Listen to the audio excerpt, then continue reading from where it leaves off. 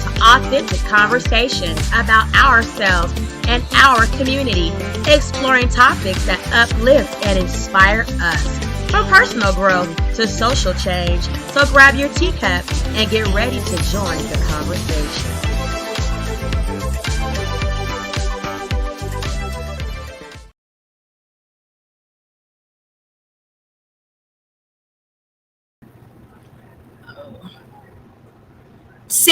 Sippers, how's everybody doing on this Tuesday, almost evening? We are live back up here on the partial verdict for Diddy, y'all.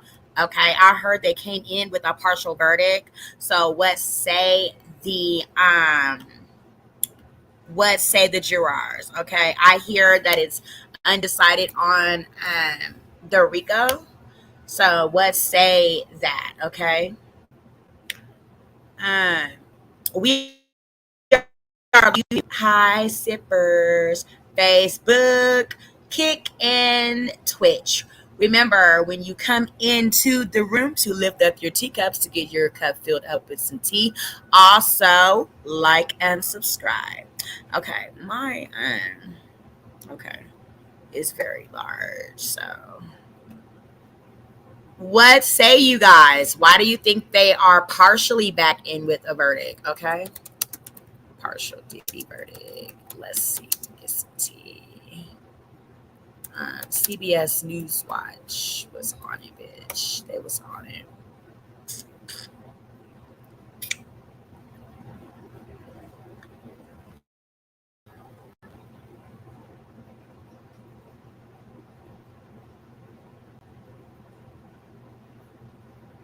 Okay.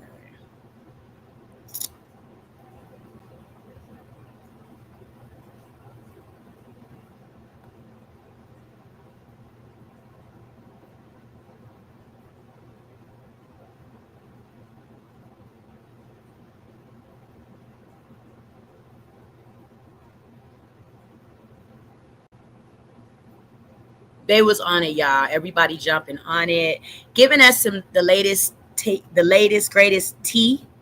Okay, so let's taste a little bit, see how it tastes in our mouth, sippers. Hopefully, it's not something we can spit out and be ashamed of. Okay.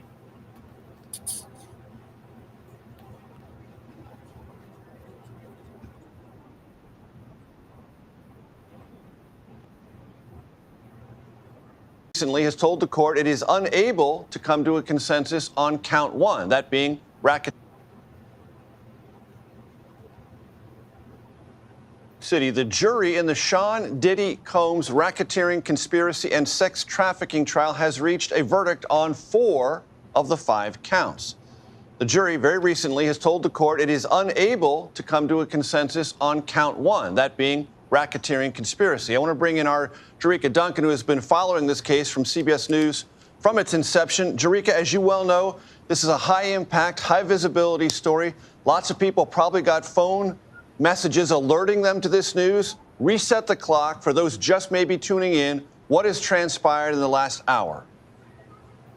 In the last hour, we've seen Sean Combs' children arrive in 2 sprinters. They just went inside the federal courthouse there. His mother was there earlier today, and about an hour ago, I remember seeing a couple of the defense attorneys running inside. So it was clear that there was an update. And throughout this, we've been receiving notes. But this particular note read, according to our reporter that's inside, quote, "We have reached a verdict on counts 2, 3, 4, 5. Unable on count 1, they said, have jurors with unpersuadable opinions." So what are counts 2, 3, 4, and 5? Those have to do with the sex trafficking and transportation for the purpose of prostitution. They involve Cassie Ventura, an ex-girlfriend of Combs, as well as Jane, another person who testified under that pseudonym, also an ex-girlfriend of Sean Combs. That racketeering conspiracy, though, that is the most serious charge, and it's complicated. There are 8 criminal elements. The jurors only have to prove that 2 of them, or feel that 2 of them have been proven, in order for him to be found guilty on that racketeering.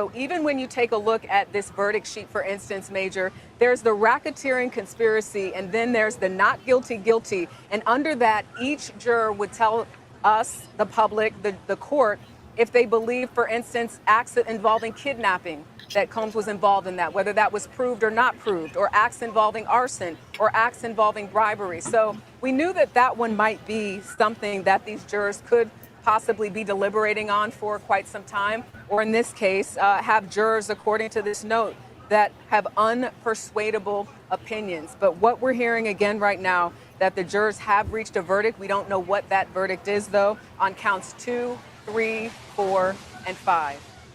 And Jerica, just to get a sense of things, and I know this is evolving literally by the moment, do you have any sense, based on what you've heard from the courtroom, how this will play out this afternoon? Might it continue in tomorrow? Might the judge tell the jury, I want you to try a little harder, spend a little bit more time on count 1? Or is there any expectation we might have the verdicts for those other counts you mentioned actually read out today? It appears the prosecution and the defense would like the jurors to deliberate a little bit longer. Remember, they just got this case yesterday at about 11:40 in the morning. So they haven't been deliberating that long. And the judge appears to be moving in that direction. The last note that I saw said that we're looking at possible proposals, but it does appear that they were moving in the direction of wanting these jurors to deliberate a little bit longer on that count 1 racketeering conspiracy. There is a chance, though, they could stay a little bit longer. I am so sorry, sippers. I just updated my computer and it's, I guess, catching up to the update, and I just jumped right on, for the breaking news of the Diddy partial verdict back from the jurors. So yeah, Tonight, because early on the judge said during his instructions,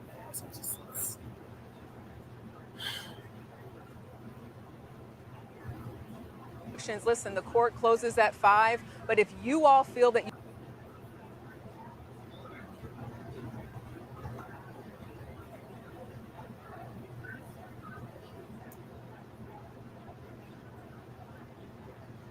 you want to go a little bit later, let us know, and we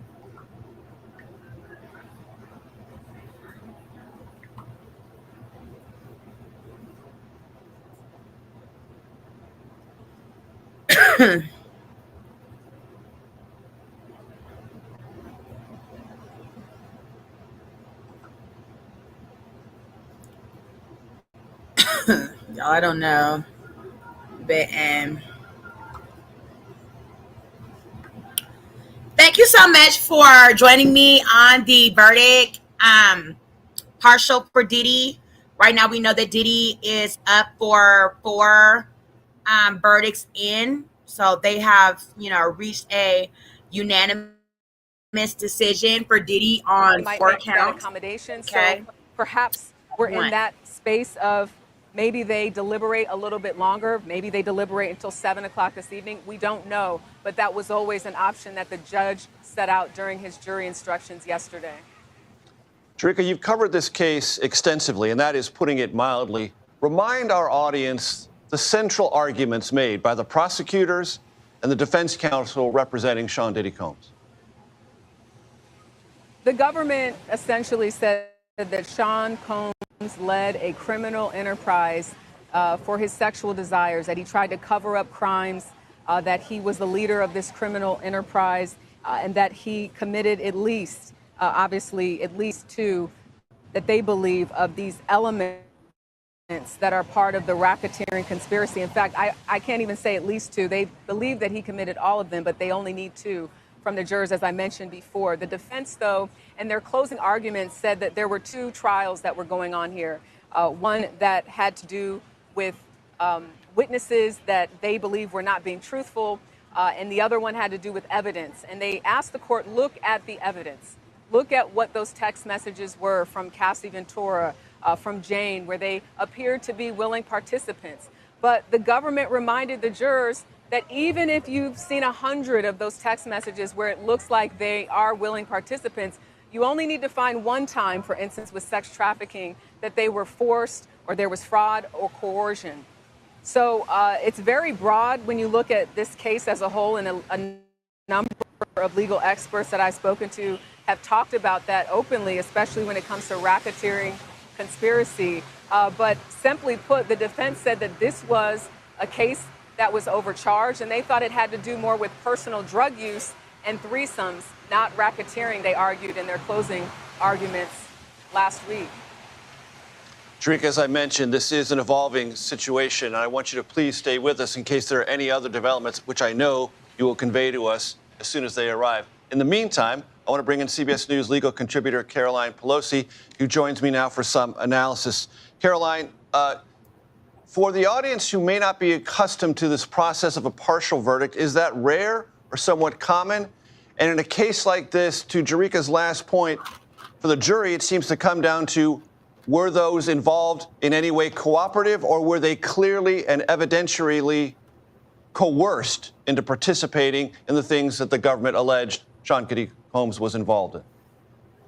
Yeah, to the first part, it is pretty rare, although it gets less rare the more charges that the jury has to deliberate on, right? So this is not just a 1-count indictment. This is a 5-count indictment. And as Jerika noted, the Rico charge is quite complicated. There was, a lot of information about just the law of Rico for the jurors to digest. So it doesn't surprise me that that's the one they're potentially hung up on. I would note they have not yet reached a partial verdict. They have told the judge that they have come to an agreement on those remaining 4, or the last 4 charges, but that they're sort of deadlocked on that first charge.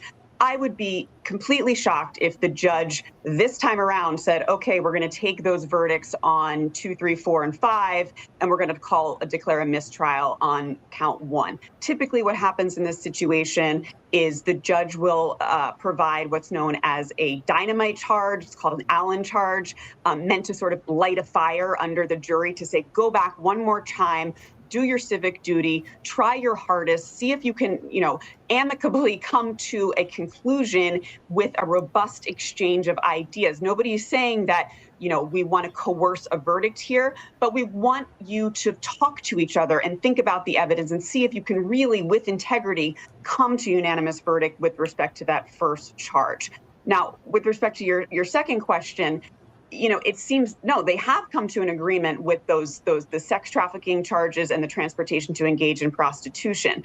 I would note that both of those charges and all 4 of those charges are predicate crimes to the first Rico charge. And so if they find that he has been, if they find him guilty of 2 of those 4 charges, those are the predicate crimes for Rico. But Rico has this additional element. It's a conspiracy, first of all. So we need another co-conspirator. And remember, the government didn't charge a co-conspirator in this case. They alluded to the co-conspirator being his chief of staff, a rotating cast of bodyguards. But they needed to show that there was an agreement, that the organization knew what it was doing, that it was an enterprise, not in law, but in fact, that people understood the object of the enterprise, which was to promote Sean Combs and his brands and sort of fulfill any deviant sexual desires he may have had, and then to cover up any crimes committed over the course of fulfilling those sexual desires. And so you do need to buy in a little bit more to a more structured, planned, again, Rico, you think mafia, mob, organized crime, drug rings, things of that nature. So this is sort of a novel interpretation of the Rico charge, although it's being used more and more. So this is interesting on both sides. It's clearly, the jury was not buying whole cloth what the government was selling.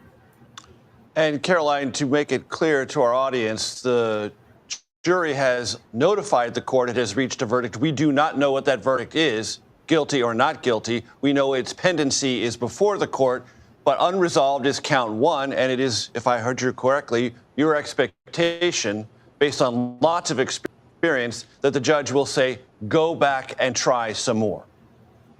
Yeah, I think, look, the best outcome for all parties involved is not to have a hung jury on that 1 count. It is acceptable under the law. But again, you see this oftentimes. You will see this, and sometimes judges will give 2 and 3 instructions to go back. Now it's complicated because it raises issues on appeal, right? You never want a coerced verdict, and so typically judges land somewhere in the 1 to 2, recharges or Allen charges, telling them, really work hard. But the language of this note was interesting. It did indicate a complete sort of blockage, a complete standstill, that, they weren't going to move. They often will say that, and then sometimes they do come to an agreement. Sometimes they don't. So it very likely could be that the outcome of this trial does result in a hung jury, a mistrial on that first RICO charge. And at that point, the government could decide, based on, how those other 4 charges play out, they could potentially retry that case because it hasn't reached a verdict and it wouldn't violate double jeopardy standards. But those remaining 4 charges, I would note, the sex trafficking charges are hefty charges. If they win on the sex trafficking charges, that's essentially a win for the prosecution. Those carry with them each a mandatory minimum of 15 years in prison. So if he's found guilty on both, that's 30 years in prison. The transportation to engage in prostitution is sort of a lesser burden and indeed a lesser penalty. I think if he's found guilty only of those 2, the prosecution would consider that a real loss. And then with this RICO charge, it's the top charge. This is Aiden.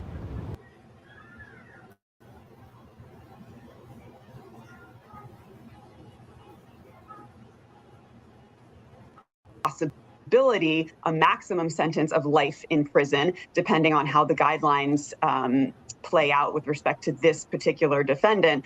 But there's a lot of different ways this could play out at this point. A lot of known unknowns, as it were. Caroline Polisi, thank you so much for that perspective, especially on the charges and if guilty verdicts are brought, the implications for Sean Diddy Combs. I want to bring back Jerika Duncan, who's there at the courthouse with any latest of the developments, as well as a sort of summary of this very busy afternoon. Jerika? Yeah, I'm just getting a note, Major, and it says at the end of it, because it's kind of long, I'm trying to parse through it all, but that the judge could inform the jury if it deliberates, we persist, they would come back Monday, July 7th. And then it says, I can tell them if they agree July 3rd and make accommodations, but that does pose logistical issues. Which way do parties want to go?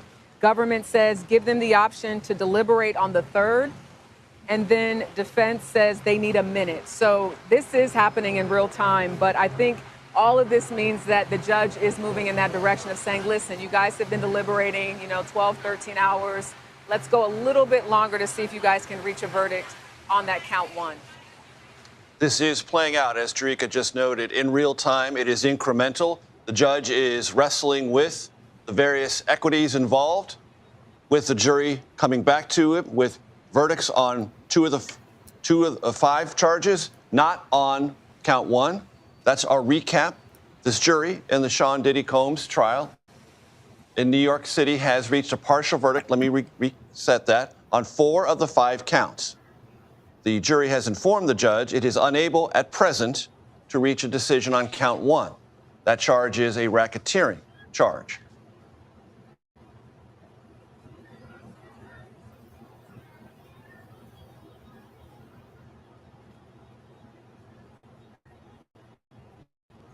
We ran a promotion.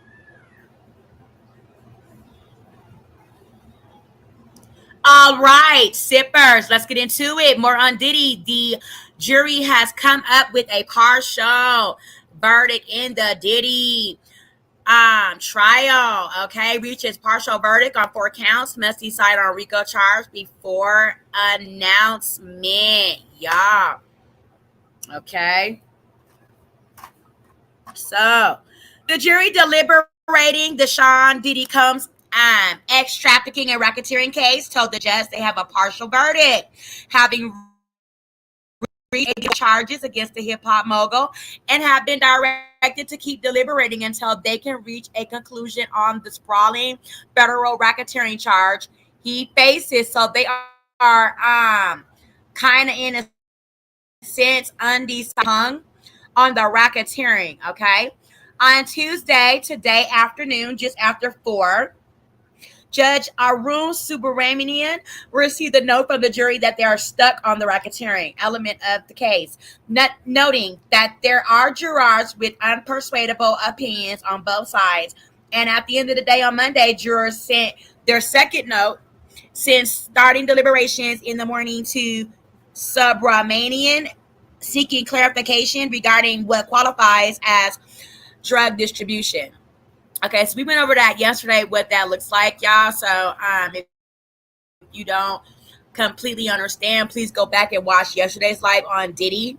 Okay, what the drug distribution, it means that any amount of any substance that you transfer from one person to another, they are now considering that drug distributing. Okay, it doesn't matter the quantity, it doesn't matter any of that. Okay, it matters the fact that you placed it in another person's possession from yours. Okay, this was certainly related to the alleged crimes that the feds say Combs committed and related to the racketeering conspiracy charges that he faces.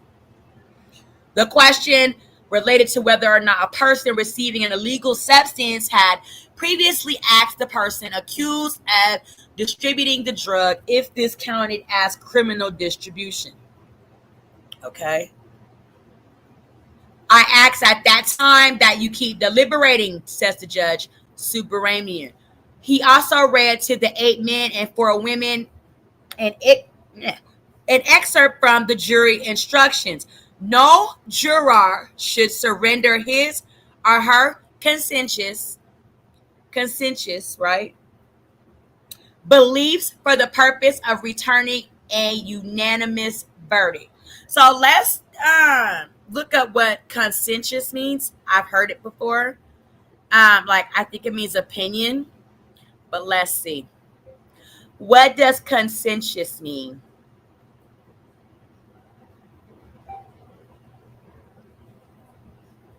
Okay, so wishing to do what is right, especially to do one's work or duty well and thoroughly. Okay. The act does not provide exemption from service on the basis of personal conscientious beliefs. Okay. So they're saying the judge is asking them to base it on the facts of the case and not what they think or rather believe they should, make a verdict about. Okay. Make a verdict on.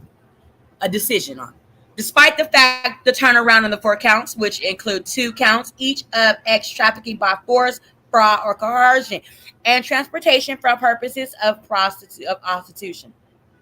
Both the prosecution and the defense team agreed that the jury should finish the deliberations before the decision on these 4 counts that the government has charged Combs with is announced. So we will not know until there are all 5 verdicts on all 5 charges completely predicted, or not predicted, completely decided. Okay.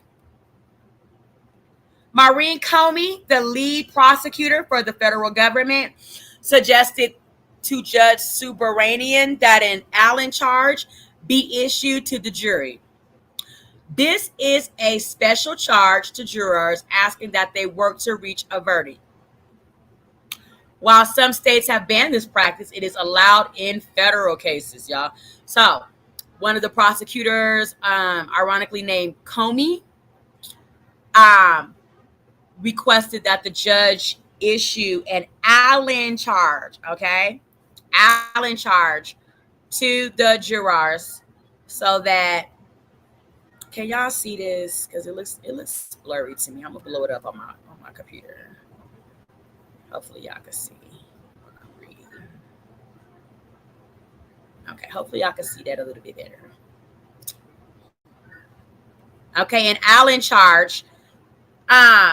That's a special charge. It's usually banned in most states, most practices, but it is allowed in federal cases to rush the jury, like encourage the jury to come on, sit down, go over each, thing, um, you know, put your best mind forward and come up with the best verdict possible for Diddy. Hurry the fuck up. It's basically what the prosecution said, right? Okay. So, lead defense attorney Mark Agnifilo encouraged more deliberation, saying that they'd only been discussing the case for a day and change. His defense team was described by the New York Times as having a grim look on their faces when they learned of the quick decision on the trafficking and transportation for purposes of prostitution charges. Like, they just went into deliberation, I think Friday, either Friday or yesterday. And, it must have been yesterday. Must have been yesterday because he said a day and some change. And I can understand this is Diddy's life. They're trying to give Diddy life on the racketeering charge, right? So Combs has pleaded not guilty to 5 counts contained in an indictment, including trafficking and racketeering. He has remained incarcerated without bail in Brooklyn. The disgraced hip-hop icon faces life in prison if found guilty on all charges. During the prosecution's closing arguments last week, Southern District of New York Attorney Christy Slavik said that on the racketeering charges, the jury must be unanimous in their voting, that Combs knowingly and willfully agreed that he or a conspirator would commit 2 acts of racketeering. Okay? So, or if not, it'll be a hung jury, right? So she said there is evidence of multiple acts committed by Combs and his enterprise: drug distribution, kidnapping, and arson attacks. So drug distribution between him and all his, sex workers. Kidnapping, I guess, would be with the Capricorn Clark, said that he kidnapped her. And then the arson on Kid Cudi. Bribery, facilitating bribery. Who did he bribe? I don't know. I guess he was bribing them, to do things or whatever, however, have you, like, do this or else, you will be fired, you will be humiliated, you will be blackballed, whatever, however. Facilitating trafficking, like, keeping them in the different hotels, places, and spaces for days, nights, weekends, things like that. And also facilitating, like, paying for it, making sure that it was stable and set up to be used for the purpose of the trafficking. The government saying facilitating the travel for commercial for his girlfriend Cassandra Ventura, the pseudonym Jane, and several male sex workers, forced labor, and covering up crimes, y'all.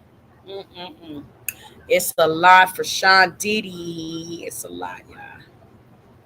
Following the conversation with the judge Subramanian, the jury decided to conclude its deliberations for the day, and they will return tomorrow at 9 a.m., y'all. So we will be on the lookout for tomorrow at 9 a.m. Let's go and see what everybody's talking about on the Diddy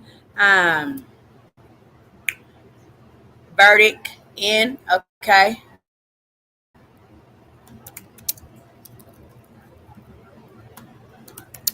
What do you guys think? Like, why do you guys think that they're having a hard time on the sex trafficking? And do you think that, I cannot type today, do you think that they were found unanimous on the 4 other charges, in a guilty or not guilty? What do you guys think? Drop it in the chat. Okay, so verdict on Diddy, partial verdict on Diddy.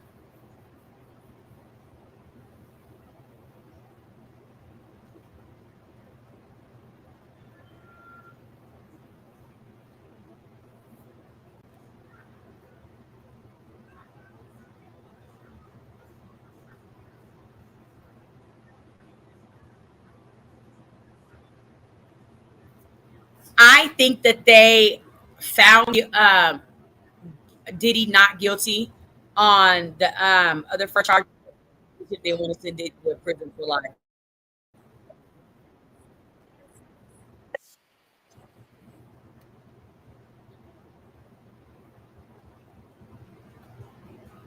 The jury has reached a verdict on counts 2, 3.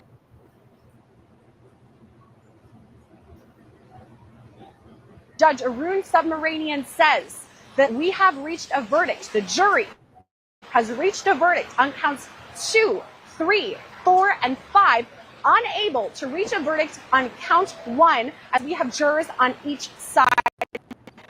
How should we respond? Philip Dubé, I'm going to throw to you right away. What does that mean for count 1? Is that a hung jury? It means a couple of, yes, absolutely. It means they are deadlocked. They're not unanimous.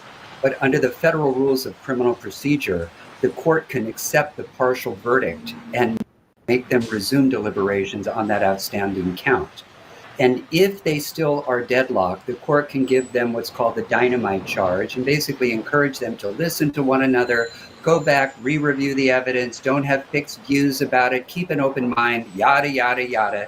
And if after that they cannot reach a verdict, the court can declare a mistrial on the hung count. And depending on the split, the U.S. Attorney's Office will decide if they will retry him on that count.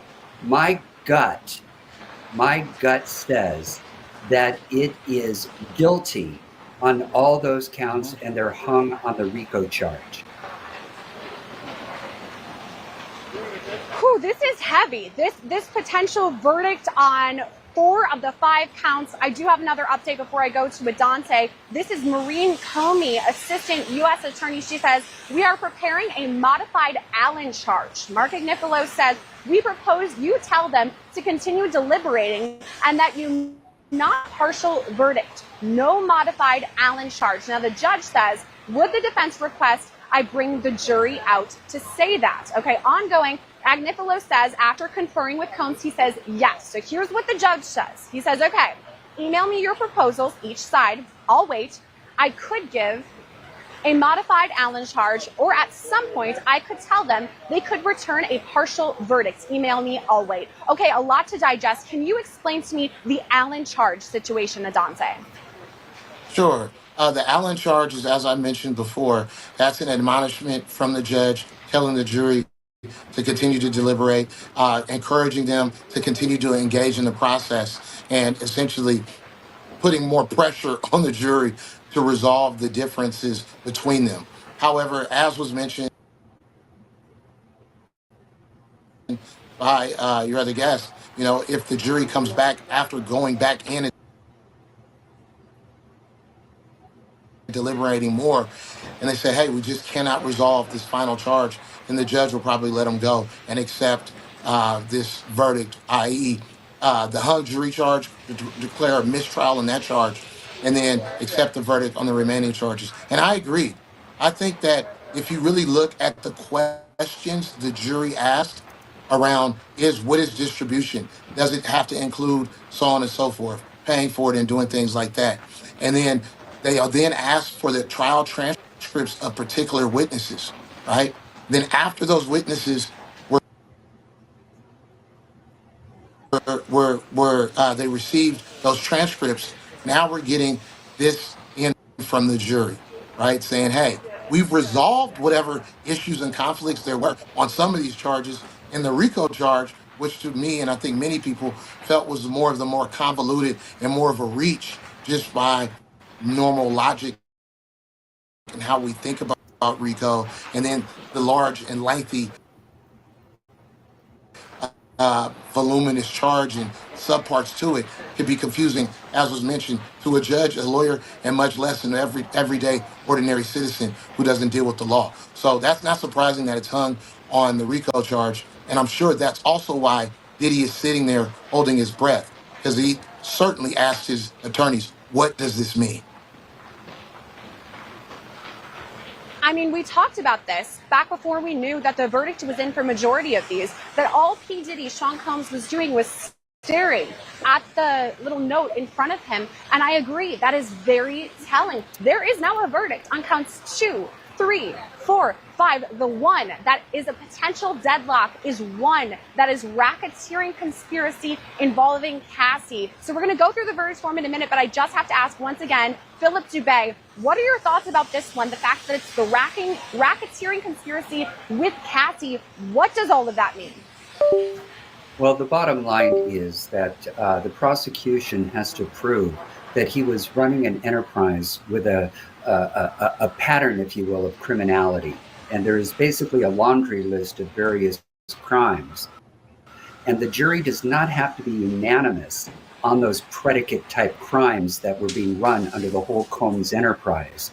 They do not even have to agree unanimously, and they don't even have to prove each predicate crime or predicate act beyond a reasonable doubt.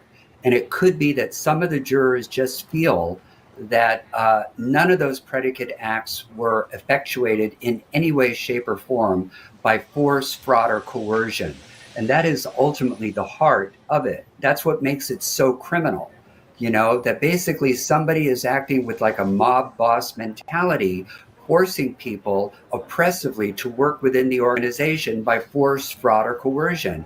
And it sounds like one or more juror feels that there was no such aspect to it. And that's just a guess.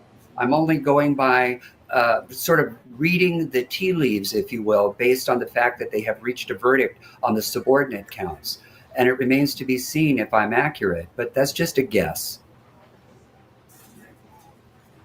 And again, let's remind everyone, we know there's a verdict at least partially here. We still don't know what that verdict is. So this is a great time to segue into looking at that verdict form, specifically because Philip was just talking about those predicate charges. So let's bring it up now. I believe that we have it. And let's start with number one, which is debatably right now the most important one that we have. This is racketeering conspiracy.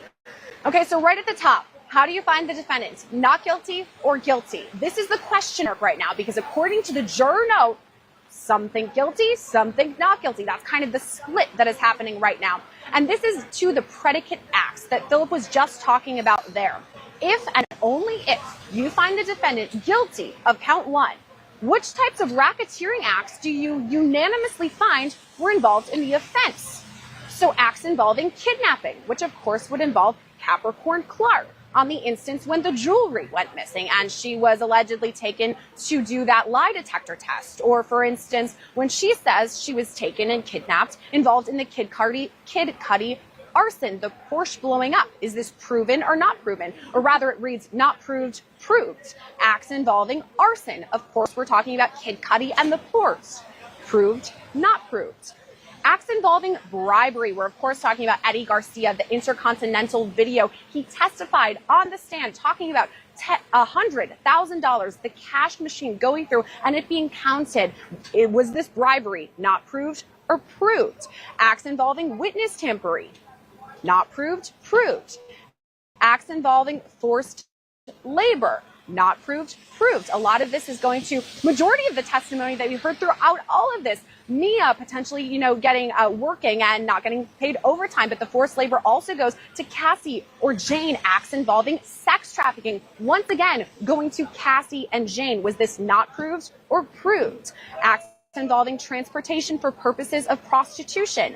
Not proved, proved. Acts involving drug distribution. Now, if and only if you find the defendant guilty of count one, did the pattern of racketeering activity include sex trafficking of Cassandra Ventura? No or yes? This is the most important one at this time, everyone, because this is the one that the jury may be deadlocked on, cannot agree.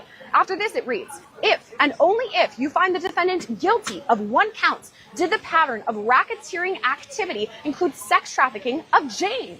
No or yes? So, count one right there. Heavy. There's a lot to break down, a lot of those predicate crimes, and this is the question mark, everyone watching. This is the one where the jurors are seemingly deadlocked at this time. Now on to count two. We're still in the deliberation forms, which, by the way, the rest, there have been a verdict. Unclear what the verdict is. Count two is sex trafficking of Cassandra Ventura. How do you find the defendant?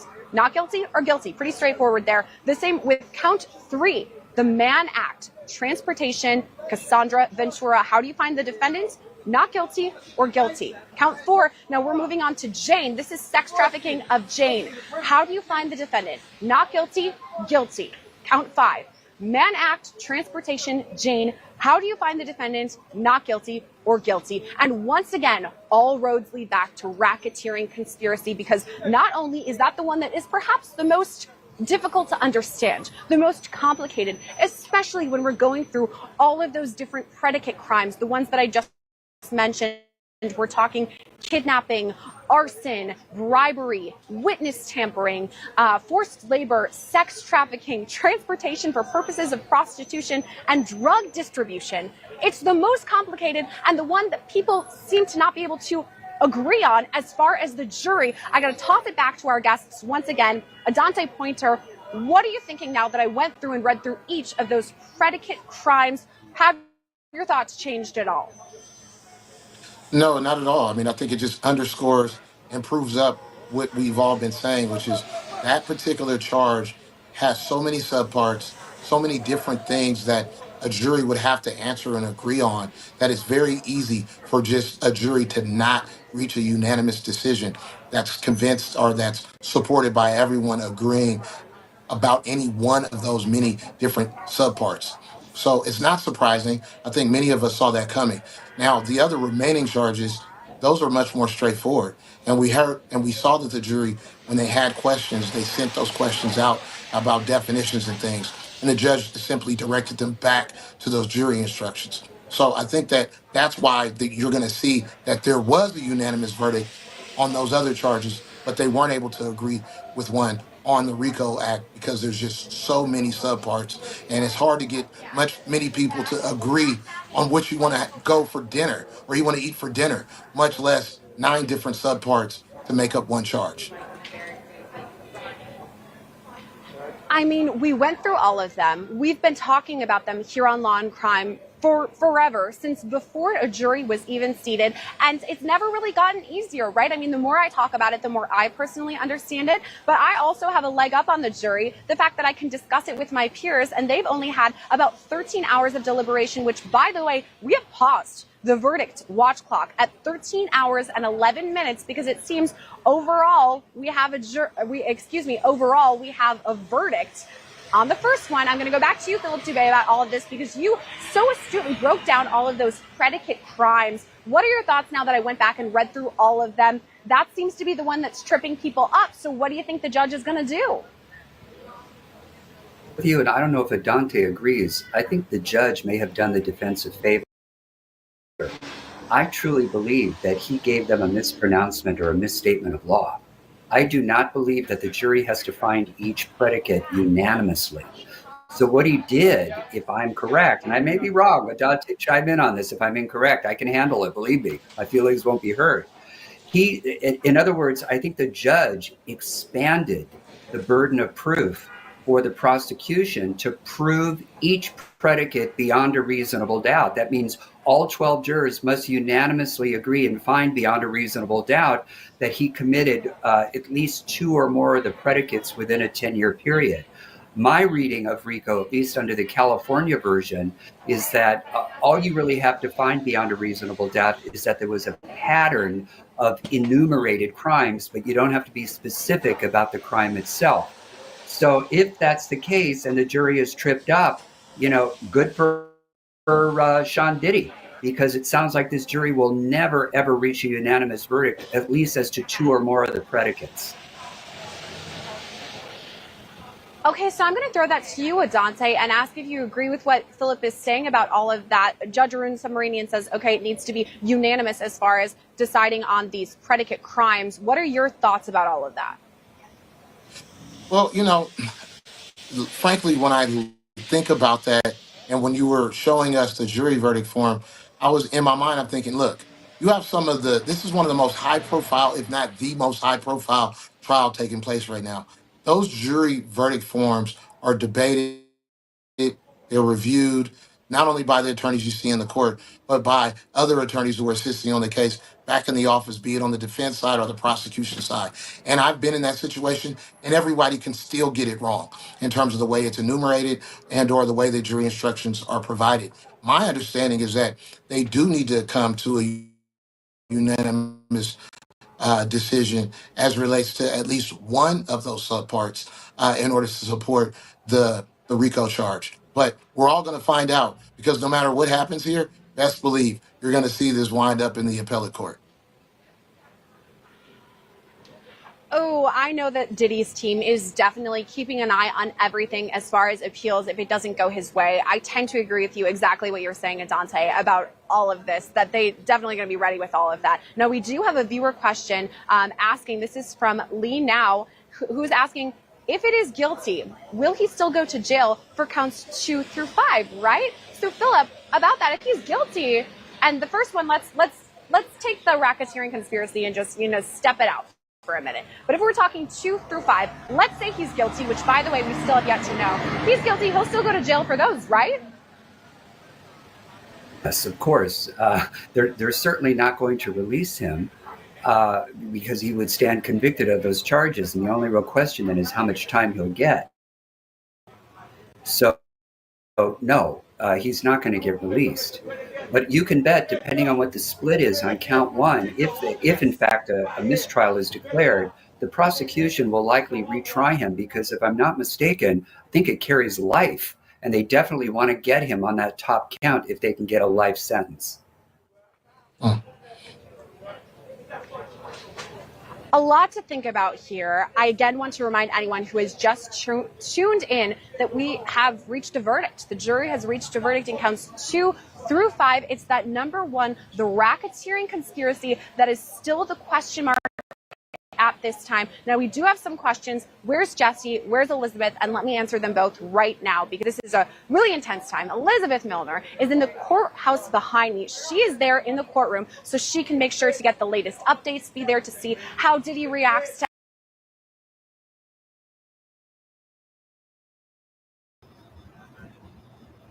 All right, what do you guys think? They are deadlocked on Rico racketeering, right? On the most serious one.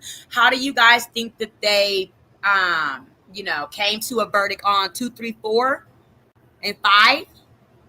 I want to say not guilty. I'm trying to be optimistic for Diddy in that matter, even though the prostitution ones were the ones that everybody was like, they're going to get Diddy on that. If anything, the feds are not going to let him just slip through on every single thing. We're continuing to see, right?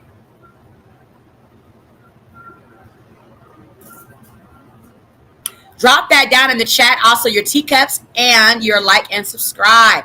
Tanisha Talks Tees on the verdict watch for Diddy. I have some breaking news on another case you've been following. There's a verdict coming in, or the verdict is in the Diddy trial. Okay.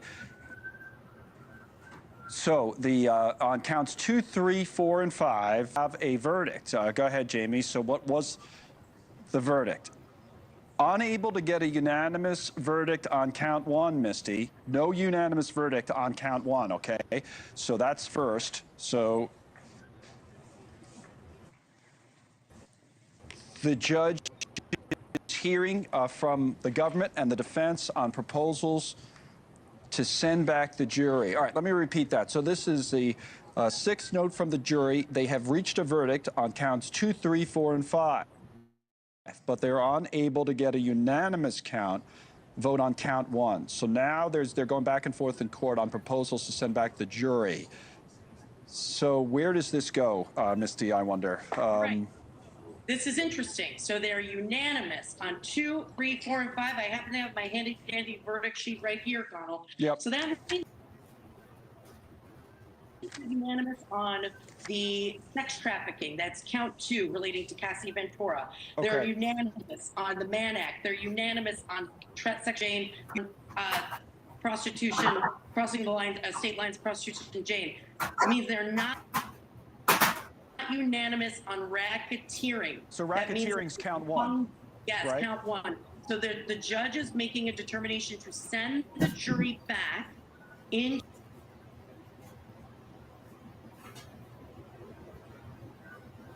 the jury room in order to continue to deliberate. Now, what we're talking about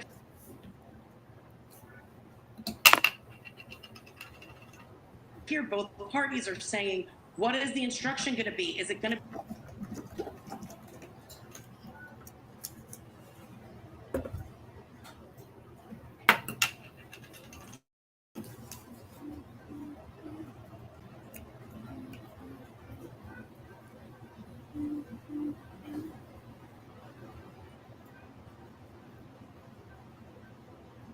go back in the jury room and deliberate, or is it going to be what we call a dynamite charge?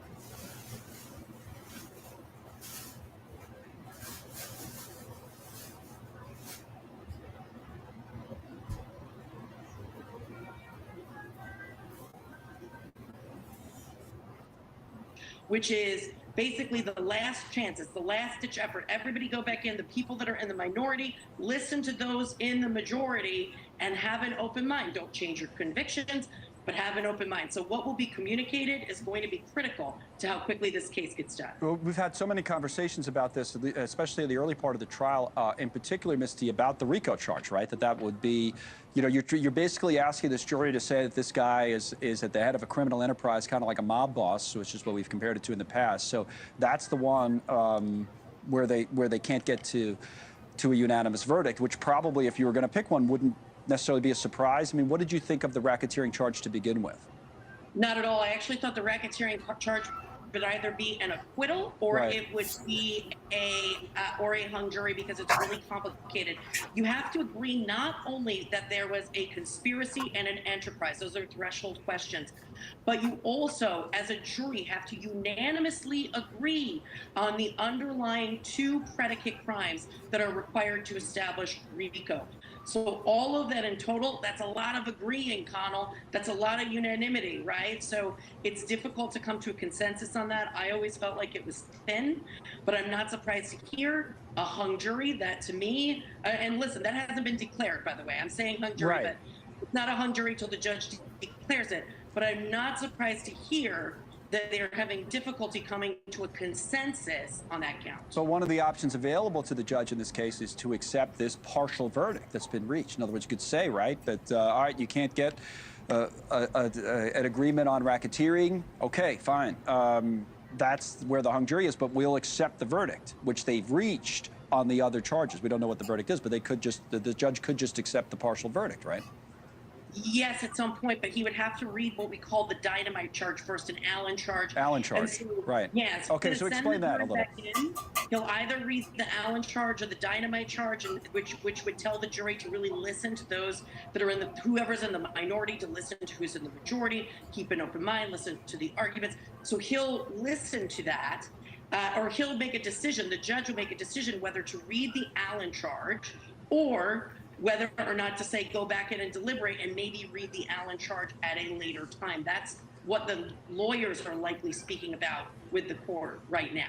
Okay, so now it's time to kind of take a second and think about the testimony that we had in the trial. So what stood out to you now that we know there's been a partial verdict? Again, we don't know what the partial verdict is. We just know that on the one charge, the Rico charges, racketeering, they can't reach a unanimous verdict.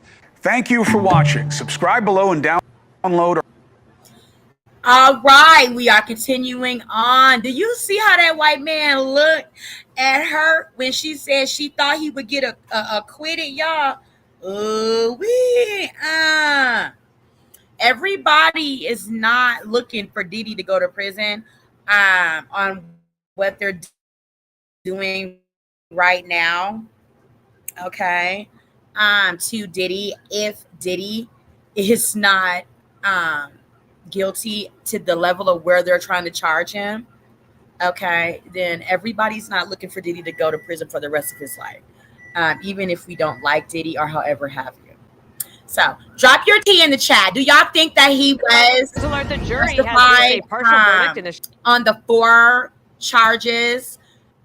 Ex trafficking, prostitution, transportation, prostitution, all that other shit that they charged Diddy for, and the Rico. What do y'all say? What do you think they will say? And when do y'all think the verdict will come down? Okay, let's listen to some more tea on Diddy, y'all, and just get everybody's perspective and predictions on Diddy. Thank you for sipping tea with Tanisha Talks Teas. Drop those teacups in the chat and let me know that you are sipping this tea with me, and like and subscribe. Let's get it. Sean Diddy Combs' federal sex trafficking trial. We're going to go live to CB Cotton outside the courthouse with more. And CB, you've been there from the beginning. And for those people who haven't been watching me, could you characterize what the trial has been about and what we are about to get from the verdict? Hey, Dana, great to be with you. So this is another explosive moment in the courtroom during this 2-month-long trial. Jurors announcing this afternoon that they were unable to reach a unanimous decision on count 1, the most serious charge in this case, racketeering conspiracy. Jurors sent back a note just before 4:30 local time this afternoon to let the court know that they had reached a verdict on counts 2 through 5, but could not reach a unanimous decision on count 1. Again, the most serious charge in this case. Right now, the judge is talking with both sides about what to do next. He has told the courtroom he does not want to give a partial verdict. So now he's weighing 2 other options, which would be sending the jury back to continue deliberations or giving some version of an Allen charge, which would be which in most cases would be instructing the jurors to go back and continue deliberations on the count that they can't reach a consensus on. So to learn more from inside the courtroom.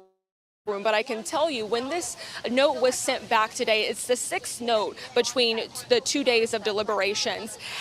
Defense attorneys were very quickly huddled around Sean Diddy Combs inside the courtroom, and we saw that one defense attorney hugged another. And this is really a key moment in this trial. For over the course of 2 months, prosecutors have argued to jurors that Diddy, with an inner circle, created a sex crime ring to force and coerce women into drug-fueled sex parties called freak-offs with male escorts while he watched. They called a variety of witnesses, 34 to be exact, including Diddy's ex-girlfriends and accusers, former employees, and law enforcement investigators. And prosecutors say their testimony, along with bank, flight, hotel records, salacious texts, and videos, all prove Diddy is guilty of these charges.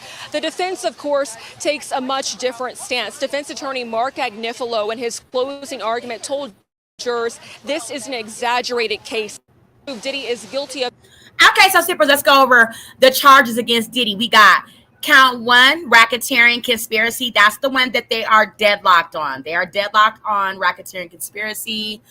Count 2, trafficking by force, fraud, or coercion. That would be whatever they said that he did to Diddy or Cassie and Jane Doe. Count 3, transportation to engage in prostitution. So that would be, between them and the ex-workers. Count 4, trafficking by force, fraud, or coercion. So there's 2 counts of the same thing. Okay. Count 5, transportation to engage. There's 2 of the counts are the same. They're the same. So he has, more than 1 count on the exact same charge. So, what do you guys think? Do you think Diddy, jurors unanimously came out on a guilty on all 4 of those counts? Trafficking by force, fraud, or coercion, and then transportation to engage in prostitution? Or do you think that they said, nah, we're not going to get Diddy on that? We don't believe that the prosecution made their case against Diddy to the fullest, extent of the reasonable doubt for us. We find that there's reason to doubt what the prosecutors laid down for us. Or do you think they were like, nah, we're going to give Diddy, a guilty on count 2, 3, 4, and 5? Let me know, y'all. These charges. The defense, of course, takes a much different stance. Defense attorney Mark Agnifilo, in his closing argument, told jurors this is an exaggerated case, and he repeatedly called it a false trial. He insisted that all the sexual encounters were consensual, and he painted these accusers as women who have agency. In fact, he said about ex-girlfriend Cassie Ventura, he described her as a woman who likes to have sex, and he said good for her. So you just right there, it paints the difference, the stark difference between the arguments in this case. And right now, the latest that we're learning from inside the courtroom is that jurors are unable to reach a verdict on count 1, racketeering conspiracy, the most serious charge. If Diddy were to be found guilty on that charge, he could spend the rest of his natural life behind bars. I'd say the next most serious charge in this case is sex trafficking by force, fraud, or coercion. Now, we don't know how jurors have decided on those charges of sex trafficking. But if he were to be found guilty on those charges, the next most serious, he could spend up to 15 years in prison, up to life in prison. So 15 years to life in prison. And then the last charge is transportation to engage in prostitution. We also know jurors reached a unanimous consensus on that charge. We have seen a lot of action here outside the courtroom, a lot of activity. Supporters of Diddy, others who want to see him behind bars for the rest of their life. They're all gathering here outside the courtroom right now, waiting to find out what the judge decides to do next. Dana, I'll send it back over to you. All right, CB Cotton, just stand by there. We have Harold Ford Jr., Rosanna Scotto, Joey Jones, Greg Gutfeld, and myself, Dana Perino. So, Harold Ford Jr., it's great to have you around the table. So we have breaking news. So we're going to wait to find out what is happening here. What is your take on the fact that they said no on count one, racketeering? I have not, admittedly, not followed the case very closely. I've read some of the headlines. I'm going to be as interested as anyone to see what this judge does. I mean, I read it where the first count was the most important. CB certainly reinforced that. So we'll see what the judge does. Okay, Rosanna. So the prosecution called dozens of witnesses. The defense, when it came to their turn, called no one. In the summation, Diddy's defense called this a modern love story between Diddy and Cassie. And anybody who saw the footage of Cassie getting beaten up in the hallway, I'm sorry, if that's a modern love story, I don't want to be a part of it. But a hung jury, possibly on the Rico count, which carries the biggest sentence so far. That would be life in prison.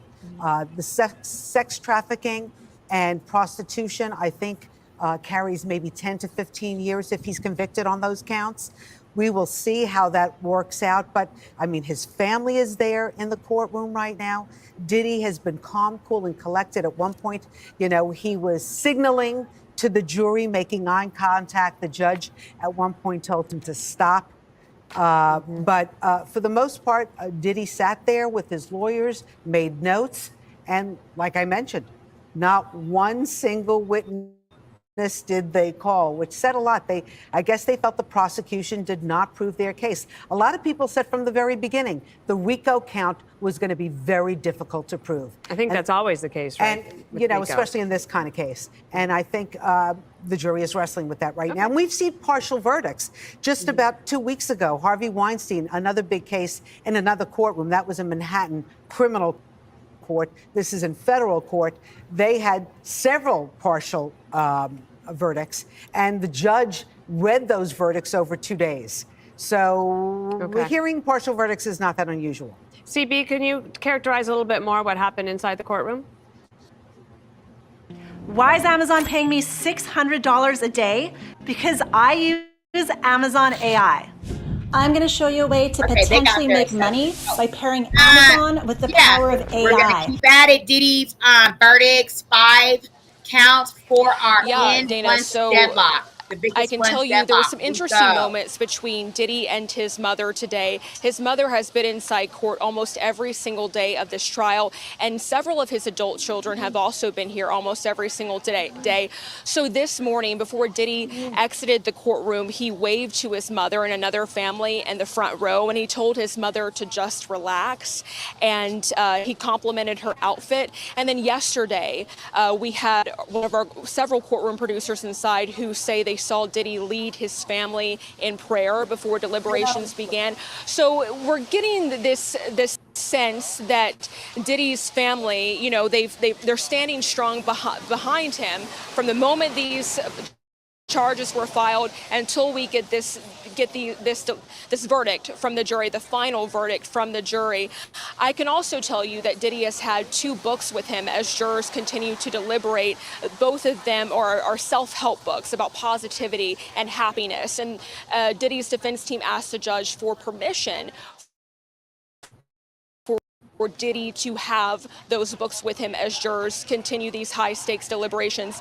And I also want to note that it's been very interesting just to watch as these deliberations got underway. Yesterday, about an hour into the deliberations, they came back with a note to say they had concerns about one of the jurors and whether or not that juror could follow the judge's instructions. Well, the judge ultimately decided to send a note back to the jury and reminding them of their duty to deliberate and also telling them to follow his written instructions on the law.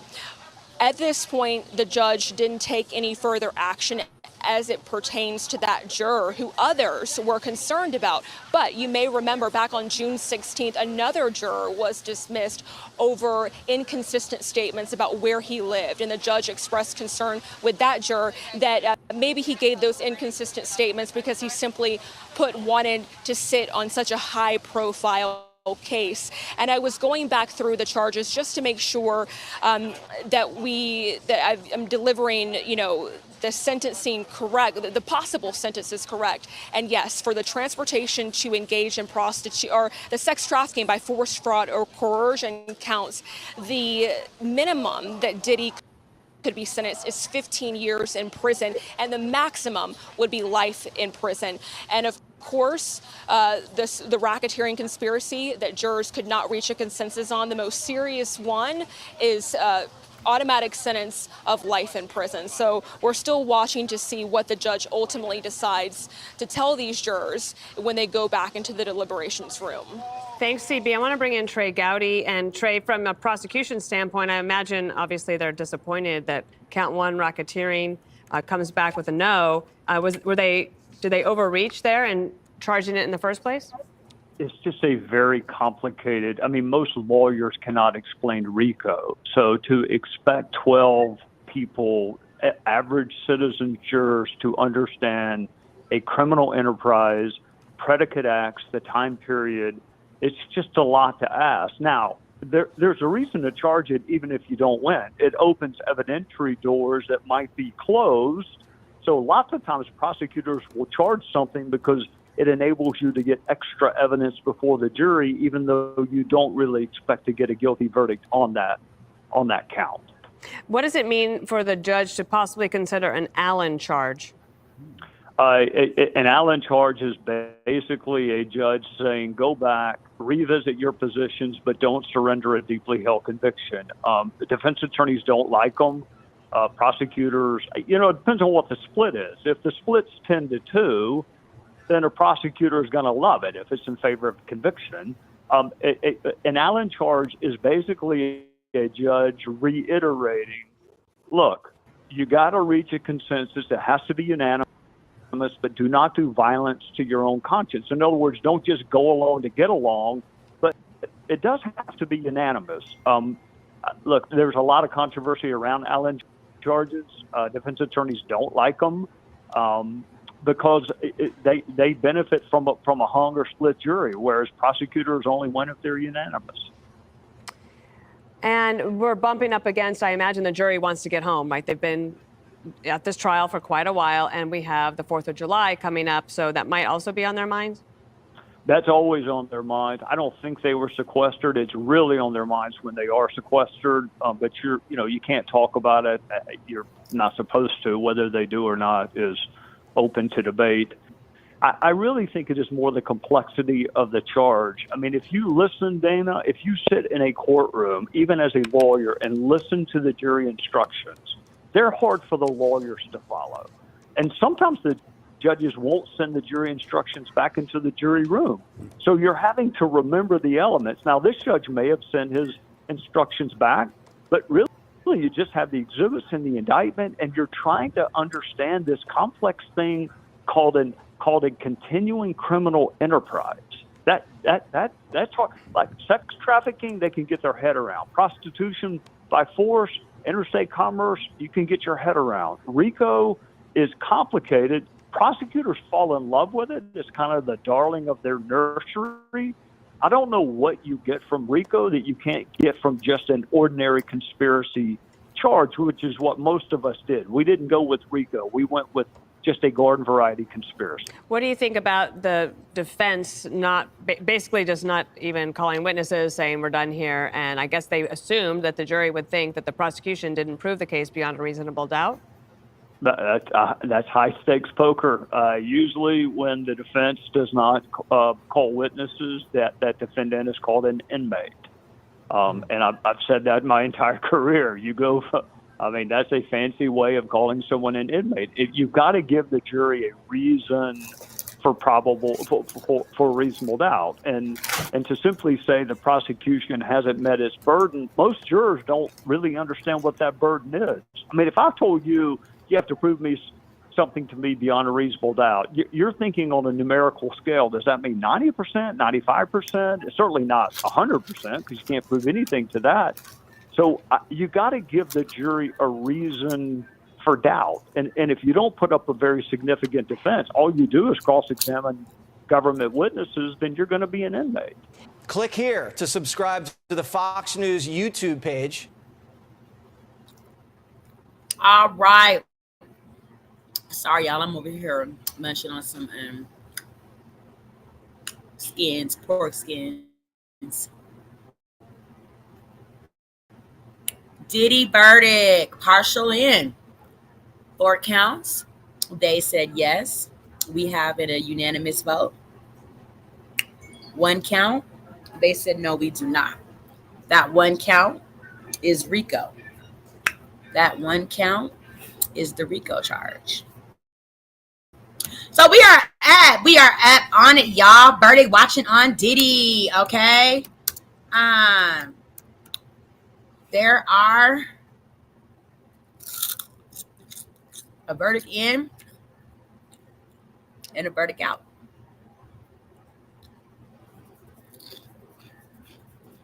There's a verdict in and a verdict goddamn me out.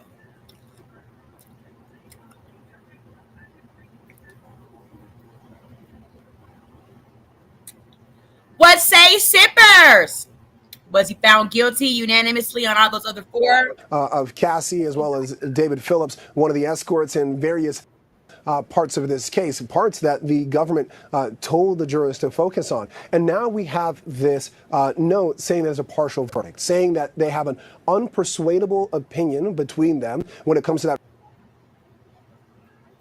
I say not guilty on other 4.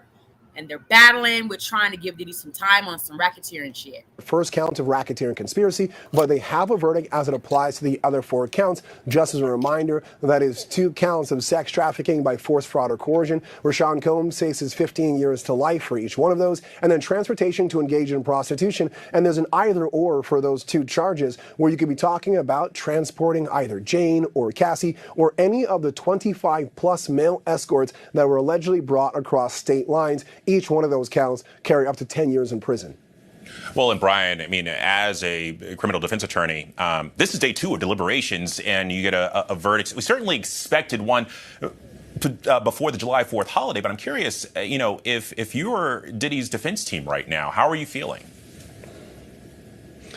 A little happy. I mean, beating the top count is great, but the issue here is that with the sex trafficking charges, they have just as much of a penalty as it does in that Rico conspiracy, the potential of life in prison. I'm a little worried, I think, especially of that Cassie charge. If he goes down on the charge against Cassie, that is a lot of time for a 54-year-old to be spending in prison, a minimum of 15 years, potentially of life. But I think you're also optimistic and hopeful that verdict doesn't necessarily mean conviction. Verdict simply means they've come to a decision. With the Rico conspiracy, right now they're trying to figure out, do we simply stop them and kind of cut our losses and just keep that as a mistrial or a hung jury as to that count?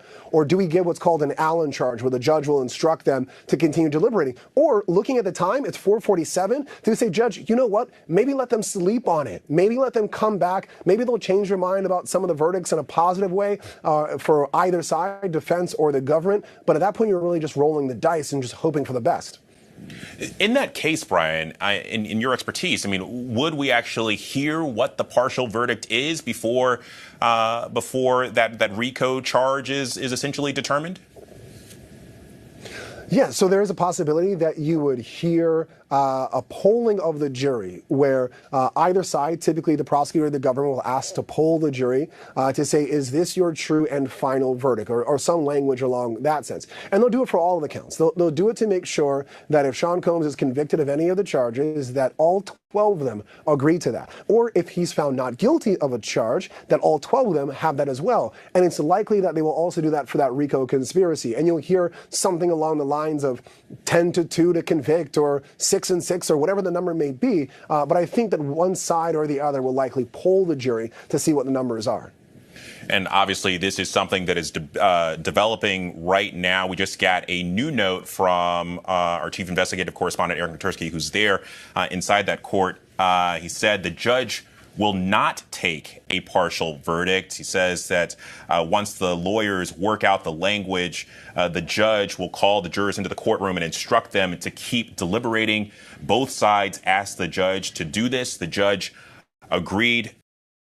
No verdict is being read as of now. And again, this is going to continue to develop, so bear with us here. But Brian, you kind of ran down the 5 counts that Diddy faces right now. And so looking at the 6 weeks of testimony that we had here, the prosecution really trying to really kind of swing for the fences with this Rico count. Why do you feel like there's been a little bit of a holdup specifically on that particular charge?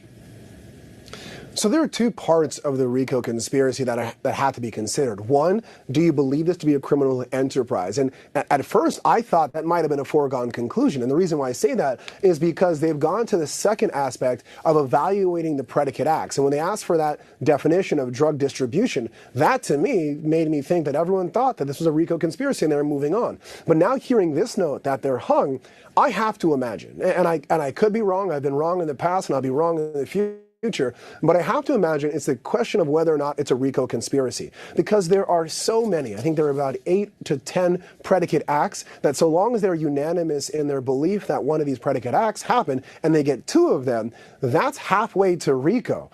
There are so many of them, the arson, the sex trafficking, the prostitution, the transportation to engage in prostitution, the bribery, the obstruction of government. I would imagine that 2 could be found amongst this 12, but the linchpin, the centerpiece of whether or not there's a racketeering conspiracy or this is just a business that Sean Combs operates, I would think that would be the sticking point that some people are just going to say, you know what, I don't believe it. And they're really digging in their heels. Well, and again, just to refresh our viewers, prosecutors allege that Combs was the ringleader of an alleged enterprise that abused, threatened, and coerced women into prolonged drug-fueled sexual orgies with male prostitutes, which he called freak-offs, and then essentially threatened them into silence. There were 6 weeks of testimony. Federal prosecutors called 34 witnesses to the stand, attempting to prove their case.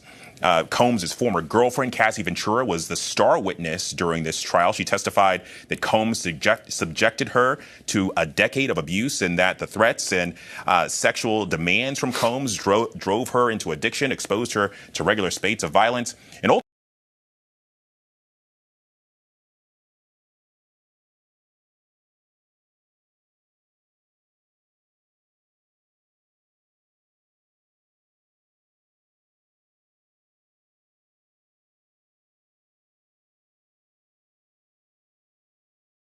ultimately led her to contemplate suicide. And Brian, reflecting specifically on Cassie's testimony, I mean, how powerful was that for the prosecution in proving at least some of their case here? So I would say when it comes to cases of sex trafficking or sexual abuse, especially decades in the past, it oftentimes is a he said, she said. But the government had a key piece of evidence, that being the video of the Intercontinental Hotel. And it was a big part of this case, both when Cassie took the stand, as well as clearly during the closing argument, and clearly from that note, asking about the testimony surrounding that very incident. And so they had something to show for the force, the brutality, the violence that was exerted upon Cassie, and even some of the photos of the aftermath, the black eyes, the bruises to her body, the witnesses like her mother or friends or other associates who came on and testified about the brutality of Sean Combs. And I think that really helped in carrying the day of asking whether or not Cassie was the victim of sedition or the fraud. I think for Cassie, the conversation in large part is about force and being able to see it, being able to hear it, being able to see Cassie as she describes it, sitting on the stand. I think that was powerful for the jury in making their decision about the sex trafficking. Now, do I believe and assume that that might not work out well for Combs in terms of the verdict? Yes, but we still don't know what their verdict is. It appears that by the number of counts they've decided on the sex trafficking. It's just which way they go will be interesting. I will say this one added point, though.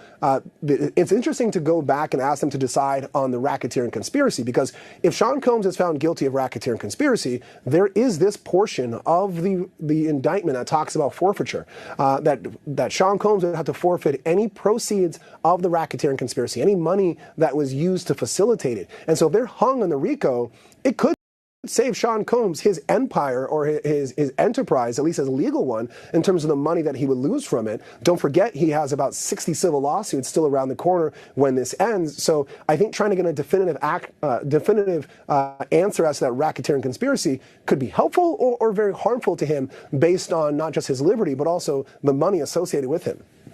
That's very interesting. And one more note just on the timing of this all. We're hearing from the court that it's not yet clear if jurors will continue deliberating tonight or if they will opt to go home for the day. But I want to get to Rena Roy, who is outside the courthouse right now. And Rena, I imagine that for the crowds of media and onlookers that have gathered day in and day out for this trial, there's been a reaction there. What's it like there right now? Yeah, well, Alex, you can probably see behind me across the street there that crowds have started to gather. A substantial number of people have started to show up. They've been cheering, making all kinds of noise. Combs' family actually just went inside the courthouse in the black vans that they have been using really every single day of this trial here. As we know, this partial verdict came down more than 12 hours into deliberations here. And inside the courtroom, we are told from our teams who are inside there that the body language was really just striking, that it was very quiet. Federal prosecutors were not saying much to each other. Combs looked to be very emotional. He seemed to have tears in his eyes that he was wiping away. Now, as we know, they reached this partial verdict. So the judge is going to be instructing them, it seems, to go back into the deliberation room, Alex. Rena, thank you for that. It was a little hard to hear. I think we're gonna work on the audio situation there. But I want to go back to Brian on this and Rena's point about Combs' body language in there. And listen, I imagine if you have a client that you're defending and there's a verdict that's rendered, which will one way or another reshape the rest of their life. It can be emotional, but we're hearing at one point he appeared to wipe his eyes. He was the defense attorneys were standing there in a huddle around him. Take us through. I mean, what's playing out if you're on that side of the courtroom in that moment? So I've been in this position many times where you have a note from the jury and you're making that decision of what do we do? You're getting everyone together and everyone's giving their 2 cents and you're having this conversation of walking through the idea with your client there so they can absorb everything. Sean Combs is what we would call maybe like an intelligent or a complex client. There's someone who is very sophisticated and intelligent, and you can speak to them as if they were an attorney as well. I don't assume that he's not going to be able to understand the strategy that attorneys are going to be breaking down in front of him, and you just kind of put everything on the table, and you have everyone's experience there. You have a lot of attorneys here with experience. You have Alexandra Shapiro, who's a very experienced appellate attorney, who's probably going to give her 2 cents of, okay, if this moves in this direction or this moves in that direction, this is how we can appeal, this is how we can argue. Maybe we do this, maybe we don't do this. You have people like Brian Steele and Xavier Donaldson, who are very tried and tested trial attorneys, trying to figure out what we do next, and Sean Combs will take that information and then decide how to move forward. All right, Brian. Thank you, Brian. Thank you, Rena. We're going to take a quick break, but after the other side of that, we're going to have more updates on this partial verdict in the Sean Diddy Combs trial.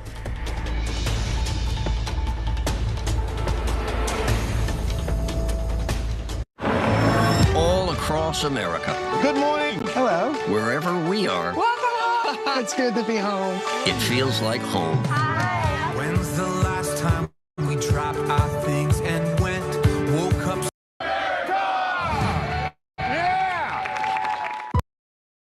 In Washington, we have breaking news right now on ABC News Live. A jury reaching a partial verdict in the sex trafficking and racketeering trial of Sean Diddy Combs. A note sent to the judge saying that the jury is unable to reach a verdict on the racketeering conspiracy count, adding that there are, quote, unpersuadable opinions, both the prosecution and the defense agreeing with the judge and his plans to instruct the jury to continue deliberations.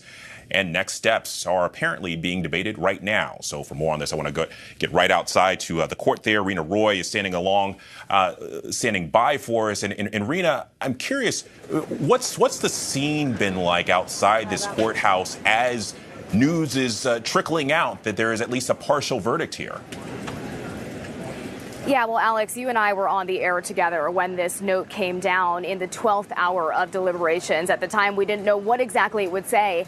And as soon as people started to learn that this was a partial verdict coming from the jury room, we started to notice more and more crowds gathering outside. You can see them there behind us. They are standing behind those barricades. And just a short time ago, we also saw Sean Combs' family, his children, going inside the courthouse. Now, as we know, the sticking point here is the racketeering conspiracy charge, the Rico charge here. And I have the verdict sheet in my hands. And just looking at it, you know that it is a complicated charge because under it falls 8 different predicate crimes: kidnapping, arson, bribery, witness tampering, forced labor, sex trafficking, transportation for purposes of prostitution, and drug distribution.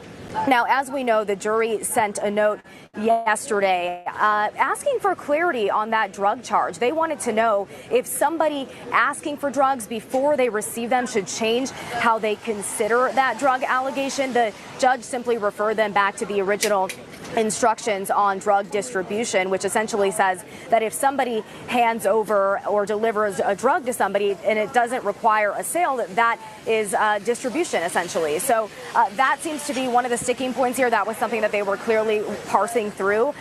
They have reached a verdict on counts 2, 3, 4, and 5 involving the sex trafficking of Jane and Cassie Ventura and the transportation for prostitution charges as well, Alex.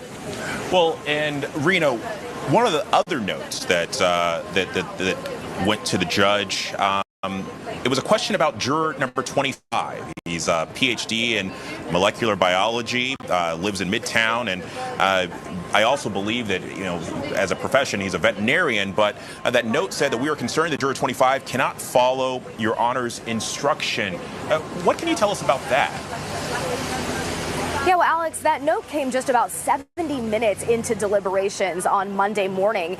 The jury seemed to be facing a bit of discord in the jury room with this man who's 51 years old, lives in Manhattan. He has a PhD. They said that he was unable to understand the judge's instructions. And well, sippers, let's stop it right there. Maybe, you see what I'm saying? He is just unfamiliar with exactly what it all entails about what Diddy was doing. Okay, they said that's juror 12, 1, 2, 3, 4, 5, 6, 7, 8, 9, 10, 11, 12. Which one did they say it was? The scientist. You see what I'm saying? He's somewhere doing scientific things. He's somewhere saving the world. Diddy, is somewhere wasting the world's resources, including himself and everybody else that he come in contact with. Okay, so 2 different worlds, right? So maybe he's just, trying to understand more of what it would take for him to reach a unanimous verdict with the rest of his jurors, peer jurors, for Diddy's ass. And Diddy had a lot going on. I mean, even for a fucking scientist, it was confusing and hard to understand. And I understand. We understand, don't we, sippers? Drop it down in the chat. Do y'all think Diddy will be acquitted on all 5? Found guilty on 1, 2, 3, 4, or 5? Or found guilty on a few and acquitted on the others? Drop it down in the chat. Let's get it. The judge said, get back to deliberations. It is your duty. They were sent back to the jury room. It seems like they did make some headway, of course. We did see them send several other notes since then. In total, 6 notes, including this one announcing that they do have a partial verdict, Alex. Well, and Rena, right now, do we know if the jury is going to continue deliberating today, or if they're going to decide to call it a day and reconvene tomorrow? Well, right now that is still up in the air. It seems like they are still trying to figure out the next steps here. We know that both sides do want them to continue deliberating, and the judge plans to tell them to do so. The jury sent a note saying that there are unpersuadable opinions on both sides when it comes to this Rico charge. So we are standing by out here waiting to see how this all unfolds, whether they'll stay here tonight or whether they'll be right back here tomorrow morning, as they have been for more than 6 weeks at this point, Alex. Okay, Rena, if you can, I'd love for you to stick with us. I want to bring in ABC News legal contributor and criminal defense attorney Bernarda Villalona, who has also been following this trial as it's been progressing. And Bernarda, look, the news today of this partial verdict, it's day 2 of deliberations. If you're a criminal defense attorney for the Diddy team, how are you feeling right now? Is there anything to glean from a partial verdict coming on day 2? So you have to think, when you're dealing with a partial verdict, the prosecution's not going to want to take that partial verdict, because you want all or nothing, in the sense of that you want, if this jury can actually continue deliberating, that they be able to reach a verdict. However, on the defense team, I will be very nervous of what that verdict is when they're talking about the partial verdict, because the racketeering conspiracy, it could be an issue as to the enterprise and the people actually had knowledge about the predicate acts and made that agreement to enter into those predicate acts. But when you're dealing with those other counts, 2, 3, 4, and 5, you're dealing with the sex trafficking of Cassie.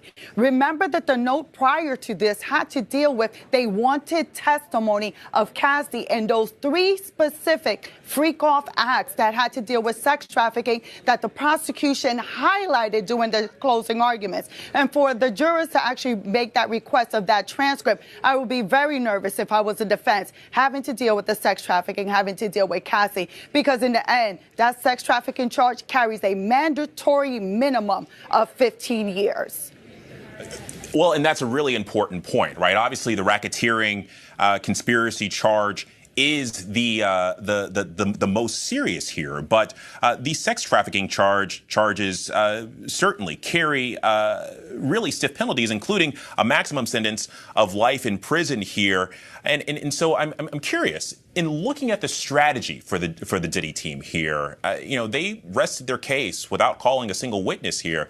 Do you agree with that playbook? So the thing is, when the defense decided not to call any witnesses, not even the forensic psychologists that they wanted to come back, Dr. Hughes, they decided to go with the strategy of all or nothing, in the sense that they were going to attack the government's prosecution and their charging decision matters, and also go after the credibility of these witnesses of being in consensual relationships, that they remain in these relationships. And in the end, Cassie especially had gotten $30 million as a result of 2 different settlements. So they went for straight credibility, as opposed to trying to change the narrative and the deliberation strategy. If they would have put a witness up, whether it was Sean Combs or another witness to testify, that the jury will be focusing on, do I believe the witnesses that Sean Combs called to the stand, as opposed to, let's just focus on the prosecution, since they have to prove the case beyond a reasonable doubt. And the defense can always say, I don't have a burden. I don't have to call a single witness, and the judge is going to tell you that, because the government brought these charges, so they better be able to prove it beyond a reasonable doubt. It's not my job to do their job for them. Well, and Rena, I believe you're still with us. Listen, you've been here the entire 6 weeks of this trial. In terms of testimony, I mean, whose testimony has really kind of been the linchpin here in this case? Well, I think it's exactly what the jury asked to see more of today. They wanted to see the transcripts of Cassie Ventura's testimony. It was harrowing. It was graphic. It was very emotional. Many called her the prosecution's star witness. It was because of her civil lawsuit that federal prosecutors even started looking into Sean Diddy Combs in this trial. He was arrested shortly after her civil lawsuit. About a year later, last year, they raided his homes and they brought him into federal custody. And we know that this seems to have been a really difficult journey for Cassie Ventura based on what we heard from her on the stand. Specifically, the jury wanted to hear her testimony from that now infamous video from 2016 where we see Combs kicking and dragging Ventura. She testified that that is when she was trying to leave a freak off at the Intercontinental Hotel in Los Angeles. And the jury seemed to really want to see that again, as well as some testimony regarding a freak off here in New York at the Essex Hotel with a male escort named Daniel Phillip. He had testified to the jury that he saw Combs get violent with her then as well. So it seems like they were really focused on these instances that prosecutors had highlighted as alleged sex trafficking of Cassie Ventura. Well, and Rena, I want to dive in here a little bit on the jury. These 12 individuals, we know 8 men, 4 women. Any more that you can tell us about the makeup here? Well, we know that their ages range from about 31 to 74 years old. They, of course, all live here in the New York area. One of them was actually an alternate that got pulled in when another juror was dismissed about halfway through the trial because the judge said that he was not forthcoming about where exactly he lived. We know that they're educated. They're college educated. They had advanced degrees. They come from really all walks of life. They get their news from all different sources. Some of them say that they had heard about the allegations against Combs. Some of them said that they really didn't know much, but they all vowed to really be a blank slate here. And that was the reason why they were chosen to be on the jury, because they said that they would be able to be impartial and weigh only the evidence in this case rather than anything that they've heard in the media or elsewhere. Well, and Bernarda, in your experience, I know you've been in this moment before as a client of yours is awaiting their fate, a decision that one way or another is going to change the course of their life. We're getting these notes from inside the courtroom here, and it says that at one point it appeared that Diddy was wiping his eyes and that he rested his chin in his hand. His defense attorneys, at least 2 of them, stood with their arms around one another. What is that moment like? Well, that moment is very nerve-wracking. I will tell you that I was a prosecutor for 16 years, so I did it on the opposite side for 16 years, waiting on that verdict. And also, I've been a defense attorney and currently am a defense attorney. Now, when it comes to a trial, I am not nervous at any point during the trial, with the exception when you get that note that there is a verdict, because you lose all control at that point. So in terms of the defendant, Sean Combs, right now, you got to think that his fate, his future lies in the hands of these 12 jurors. And now they know at least the answer as to 4 of those charges, how it will affect Sean Combs. So it is very nerve-wracking. Especially, I've been sitting in that courtroom throughout this entire trial, with the exception maybe of a day or 2. And the way that the attorneys and surround Sean Combs and support him. So for me to hear how they're huddled around him, they're holding him, he's wiping tears from his face, and his family inside of that courtroom also trying to figure out what is the fate of this human being, because they know of the large exposure that they have. Right now, all they can do is try to comfort him and to tell him that regardless of what happens, that they will move forward with future legal action, being, if it is a conviction, that they will move with the appellate process, so to still stay strong. I appreciate that, Bernarda. And we just got a new note. The district judge said that he plans to read back a portion of the jury instructions to encourage further deliberations. And part of that instruction, it includes this paragraph that says it is your duty as jurors to consult with one another and to deliberate with the view of reaching an agreement. Each of you must decide the case for himself or herself, but you should do so only after a consideration of the case with your fellow jurors. That's a partial statement there. Again, the judge going on to say, your verdict must be unanimous, but you are not bound to surrender your honest convictions concerning the effect or weight of the evidence for the mere purpose of returning a verdict or solely because the opinion of another juror. For more on this, I want to bring in Kelly Carter, who is a senior entertainment reporter for ESPN's Anscape.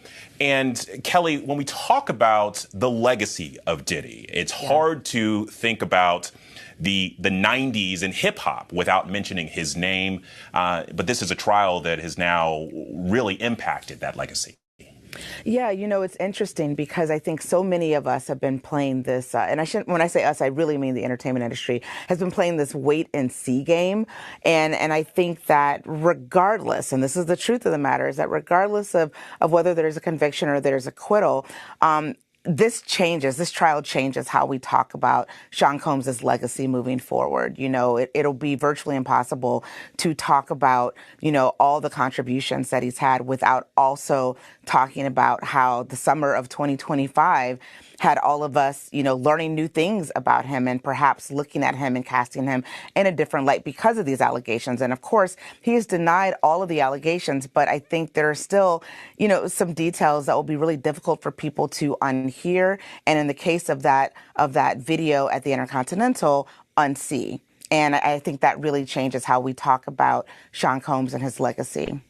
Certainly, but it is actually. I mean, I think, you know, aside from, you know, his personal hits and you know, seeing him on episodes of Ellen or you know, on red carpets, he's someone who has had his hands deeply on the pulse of music for the last several decades. Absolutely. The fact of the matter is that Sean Combs is a cultural icon. You know, he really kind of defined in a lot of ways what Black excellence is. You know, he really was able to walk people into rooms, walk a generation, the hip hop generation, into rooms that we never thought we would see the hip hop generation be able to walk into. We all of a sudden were invited to sit, you know, Fashion Row front week, you know, or Fashion Row week front row, you know, partying with Anna Wintour, going to the Met Gala, you know, walking into Forbes 500, Fortune 500 companies and getting deals that we didn't imagine people in hip hop would ever be able to get. And a lot of that happened because of Sean Combs and his influence. So, I mean, to you know, dismiss the fact that he is a cultural icon and a beacon for this community and has done so much for this community is impossible. But you now have to look at it, you know, right next to kind of what we all have experienced and been covering this summer with regards to this trial. All right, Kelly, Rena, and Bernarda, much thanks to you all. We're going to take a quick break and much more coverage on the other side.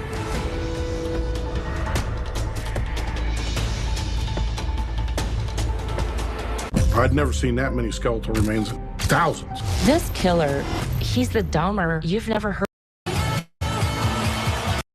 Buckmeyer, who has been following this along with us. And Brian, you brought up something called an Allen charge, which, and, you know, I'm going to attempt to put, you know, my legal hat on here, but that is essentially a jury rendering a partial verdict here that the judge could potentially accept? Well, Alex, like I say, you didn't pass the bar, but you know a little bit, and you do know a lot. Yes, an Allen charge comes from the Supreme Court case where if a jury has got to a point like we have here, where they say they're at an impasse, they feel for whatever reason that there cannot be a meeting of the mind of the 12 people, that they cannot go forward. And initially what will happen is a judge will read either the standard language of an Allen charge, and you can Google it, and you can probably find it for the SCNY or any kind of federal court, or they would kind of modify the language, making it shorter or longer, or emphasizing more aspects of it, depending on what the sides agree to. And basically what you're telling the jury is, it's your job to keep pushing forward.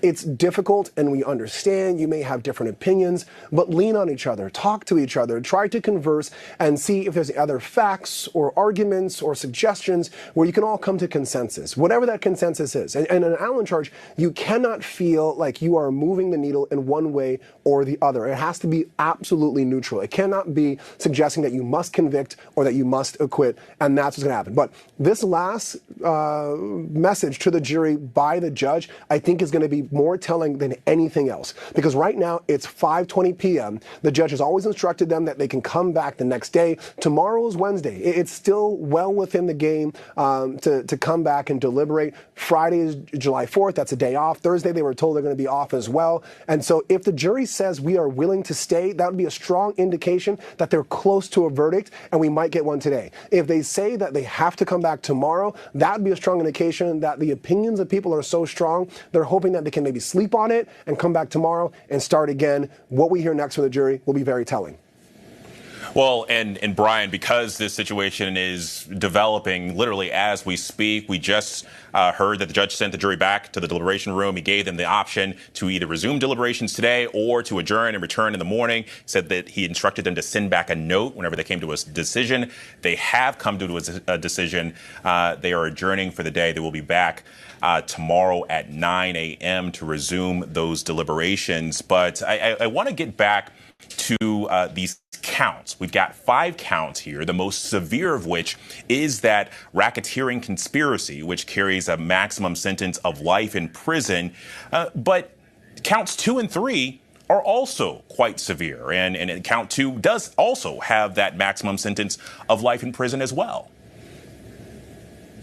Yeah, and it's not just, I know oftentimes when we talk in the news, it's easier to talk about the max, but oftentimes the minimum is the most harsh, because for those sex trafficking allegations of sex trafficking either Cassie or Jane, there's a minimum of 15 years. And I think that's very important when you're talking about anyone, but especially when you're talking about a 55-year-old, because you're talking about if Sean Combs is found guilty of even just sex trafficking Cassie, at best, he's not going to be able to get out until he is 70 years old. Now, when it comes to the feds, you often do 85% of your sentence for every year you spend in jail. You get good time, meaning that time cut off that sentence of 54 days. But 15 years is a lot, but life is life. All right. Thank you, Brian. We're going to take a quick break here. Much more breaking news on the other side.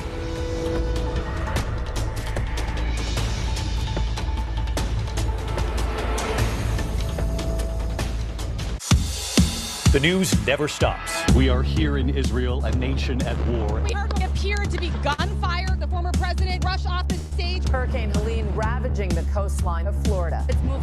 Sent to the judge saying that the jury is unable to reach a verdict on the racketeering conspiracy count, adding that there are, quote, unpersuadable opinions.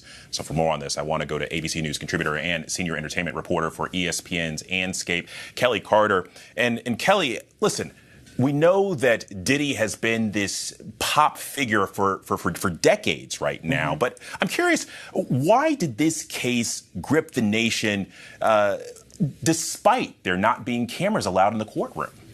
I mean, look, sex, drugs, and not rock and roll, hip hop. I mean, I think that people, it didn't matter that there were no cameras in the courtroom, that we only really saw artist renderings and sketches. I think people wanted to know, first off, who else might be showing up in court. I think at the beginning of this case, there were so many famous names that were tossed out there that people didn't know if this was going to be, the biggest film premiere of all time, except, in a courtroom or not. And I think that people wanted to, tune in and refresh, their social media accounts and refresh whatever news sites they were looking at to call any information about this because of that. They wanted to hear people like Kid Cudi testify and finally say something for the first time after reading about what allegedly happened in that initial Cassie lawsuit. And reading about also seeing the pictures of that Porsche 911. Kelly Carter, thank you so much. We're going to take another quick break. Much more breaking news coverage on the other side.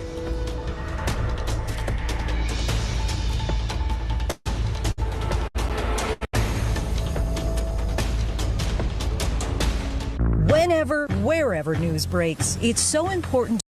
The judge in the case saying that he will not take a partial verdict and instructed the jurors to keep deliberating.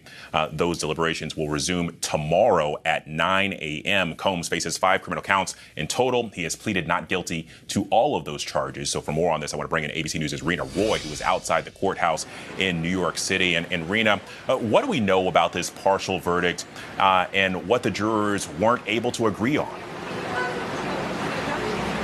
Alex, the judge gave the jury a choice. They could continue deliberating tonight or come back in the morning. As we know, they decided to go home for the night, maybe get some rest and continue back at it. They told the judge that there are some unpersuadable opinions, specifically when it comes to the racketeering charge. And I have the verdict sheet here with me, and you can see that it is a long list of predicate crimes here. There are 8 of them.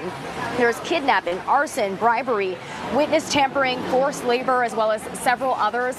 And they did have a question specifically about the drug offense that falls under racketeering. They sent a note yesterday asking the judge for clarity on drug distribution. We know that the judge simply referred them back to the original instructions, and they went back to deliberating. This, of course, is one of the most serious charges. It carries a maximum sentence of life in prison. And look, this is okay. Let's read these charges, right? The maximum time: life for racketeering, 15 years for ex trafficking by force, fraud, and coercion. He has 2 of those. So if they run consecutive or concurrently, that's how that will be. And then up to 10 years for the engagement in prostitution, transporting and engaging in prostitution, y'all. So he has 2 of those. So that's 20 years consecutively. If it's ran consecutive, Jermaine, that means it's ran back to back. Okay, so yes, and so that's how that's looking for Diddy.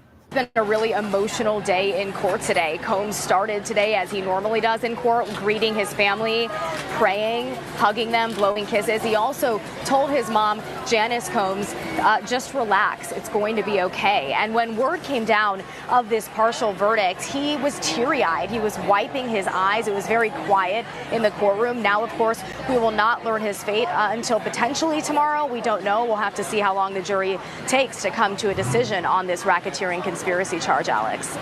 Well, and Rena, you mentioned him appearing to wipe tears from his eyes. We're told also that he maintained his composure when the jury was in the room, as the judge instructed them to continue their deliberations. But I'm curious, listen, I mean, this has been the biggest trial in the country for the last 6 weeks. What is the scene there like right now in New York as people are debating and pontificating about what this partial verdict could mean, and also could we get a full one tomorrow? Right, I think that's the big question, Alex. It is a waiting game at this point. We are waiting to see what happens. We could see it tomorrow. It could be another day. We just don't know. As the jury said, there are some unpersuadable opinions here, so it's going to be difficult for them. But the judge is saying he will not accept a partial. Okay, guys, so a lot of this is just regurgitated stuff, but it's good to keep it at the forefront. I heard Dr. Umar last night say that in the feds, you don't do day for day anymore. I'm going to see how true that is, okay? Let's Google it. If you are sentenced to federal time in prison, do you do every single day of your time?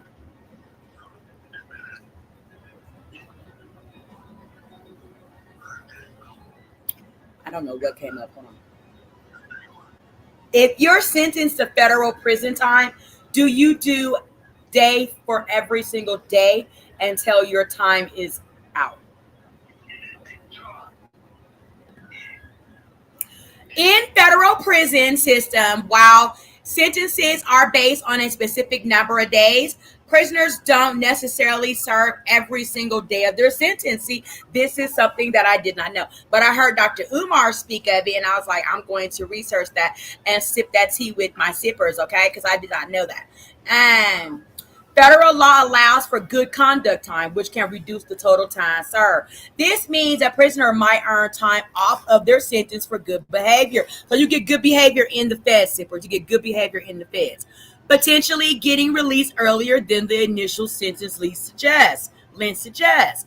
Good conduct time. Federal inmates can earn up to 54 days of good time for every year of their sentence. Okay? To be eligible for the credit, you must be sentenced to more than 1 year in prison. The good conduct credit is not applied to the time actually served, not the original sentence, okay? The First Step Act amended the law to allow for good time credit based on the imposed sentence rather than the time served. So early release can also be affected by participation in programs like residential drug abuse programs, which can further reduce sentencing. Okay, there's no parole in the feds, so early release is primarily based on good conduct and the participation in eligible programs, according to the Federal Public Defender, Western District of PA. Okay, so if Diddy gets time and goes to the feds, then he'll do half his time as long as Diddy has good conduct and attend some type of programs or whatever that they offer. Got that, sippers? All right, we're sipping tea with Tanisha on the Diddy verdict, y'all. We're gonna wrap it up here soon, but I want everybody to know that we are close to reaching a verdict in the Diddy trial. We're gonna listen to a little bit more tea, and we're gonna wrap Diddy on up for the day. Come back in hot tomorrow and spill some more of Diddy's tea. Drop your teacups in the chat. Okay, we are talking tea with Tanisha Talks Teas on YouTube, Facebook, Twitch, and Kick. Let's get it. Verdict. So we're going to have to see how they handle that. We will find out hopefully sooner than later. I have been out here every single day of this trial, and I can tell you that there have been a lot of people out here. Every single day, people have been very interested. And you can see right behind me just how many people are gathered there. It appears that somebody might be leaving the courthouse. Crowds gather every single day as his family comes and goes. We saw his children come in ahead of the potential reading of that verdict. Of course, that did not happen because the judge did not accept the partial verdict here. But yeah, it's still a lot of questions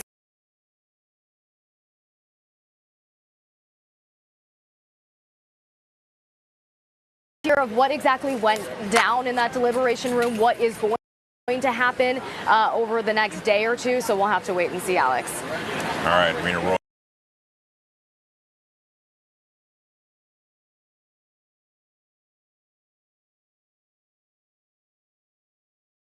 Thank you for that. Now, let's bring the big story to our panel. Joining us today, ABC News contributor and former Republican New York Congressman John Katko. Also, ABC News political contributor and former Democratic North Dakota Senator Heidi Heitkamp, Republican strategist Mahate Cook, and journalist and attorney Aaron Parnas. And John, I want to start with you, given your background, specifically as a former prosecutor. What do you make of the jury unable to reach a full verdict today, specifically on that racketeering and conspiracy count? Well, yeah, you can never really fully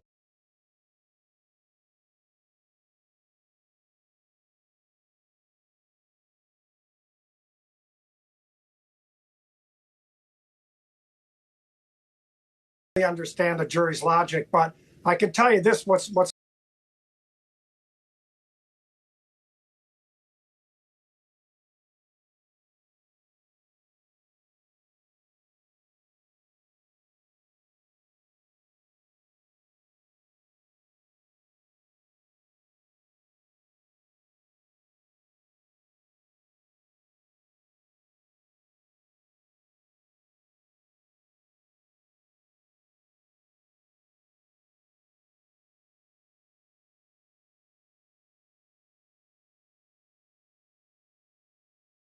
highly likely is going on here.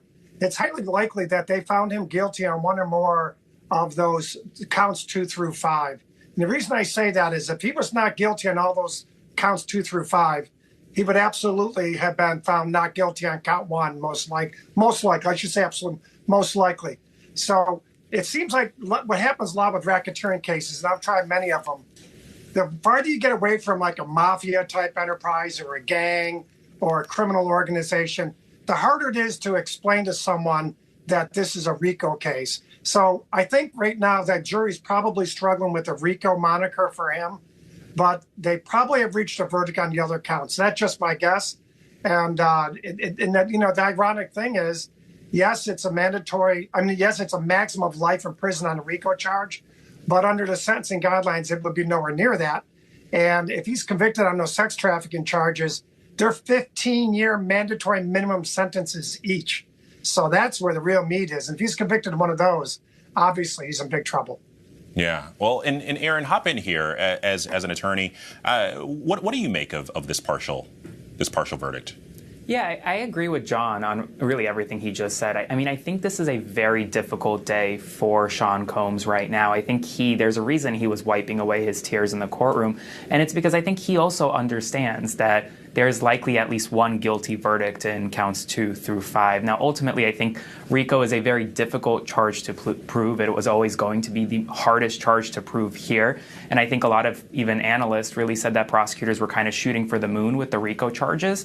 And so I think I wouldn't be surprised if there is actually disagreement over what these predicate charges or the predicate acts, whether or not there's guilt beyond a reasonable doubt.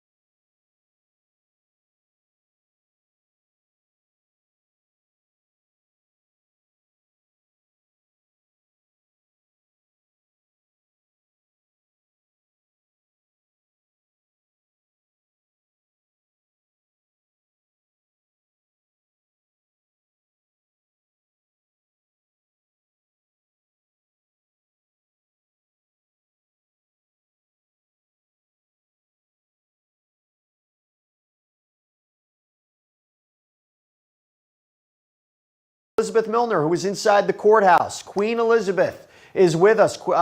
Elizabeth, good to see you. Thank you so much for coming out. I'm just going to ask you straight up. We got this question that came out from Elizabeth. This is from Enlin DK. What was the overall vibe in the room? And also, this is from Doug K788. How did the jury look when they came into the room? How did they look at Diddy? So what was the vibe? How did everyone look? Yeah, as far as the tone and the atmosphere inside that courtroom, Jesse, it was so quiet. I would say you could hear a pin drop, but really all you could hear were the sounds of the court sketch artist really just kind of drawing her painting. Because I remember coming in, and normally I'd come in around like 4:15-ish because I was thinking, okay, it's the end of the day. Their jury's probably going to want to go home around 5. But then there was this tone, this feeling inside. The defense was all huddled together. You saw Ana Maria Esteval's arm kind of around Tenny, Sean Combs.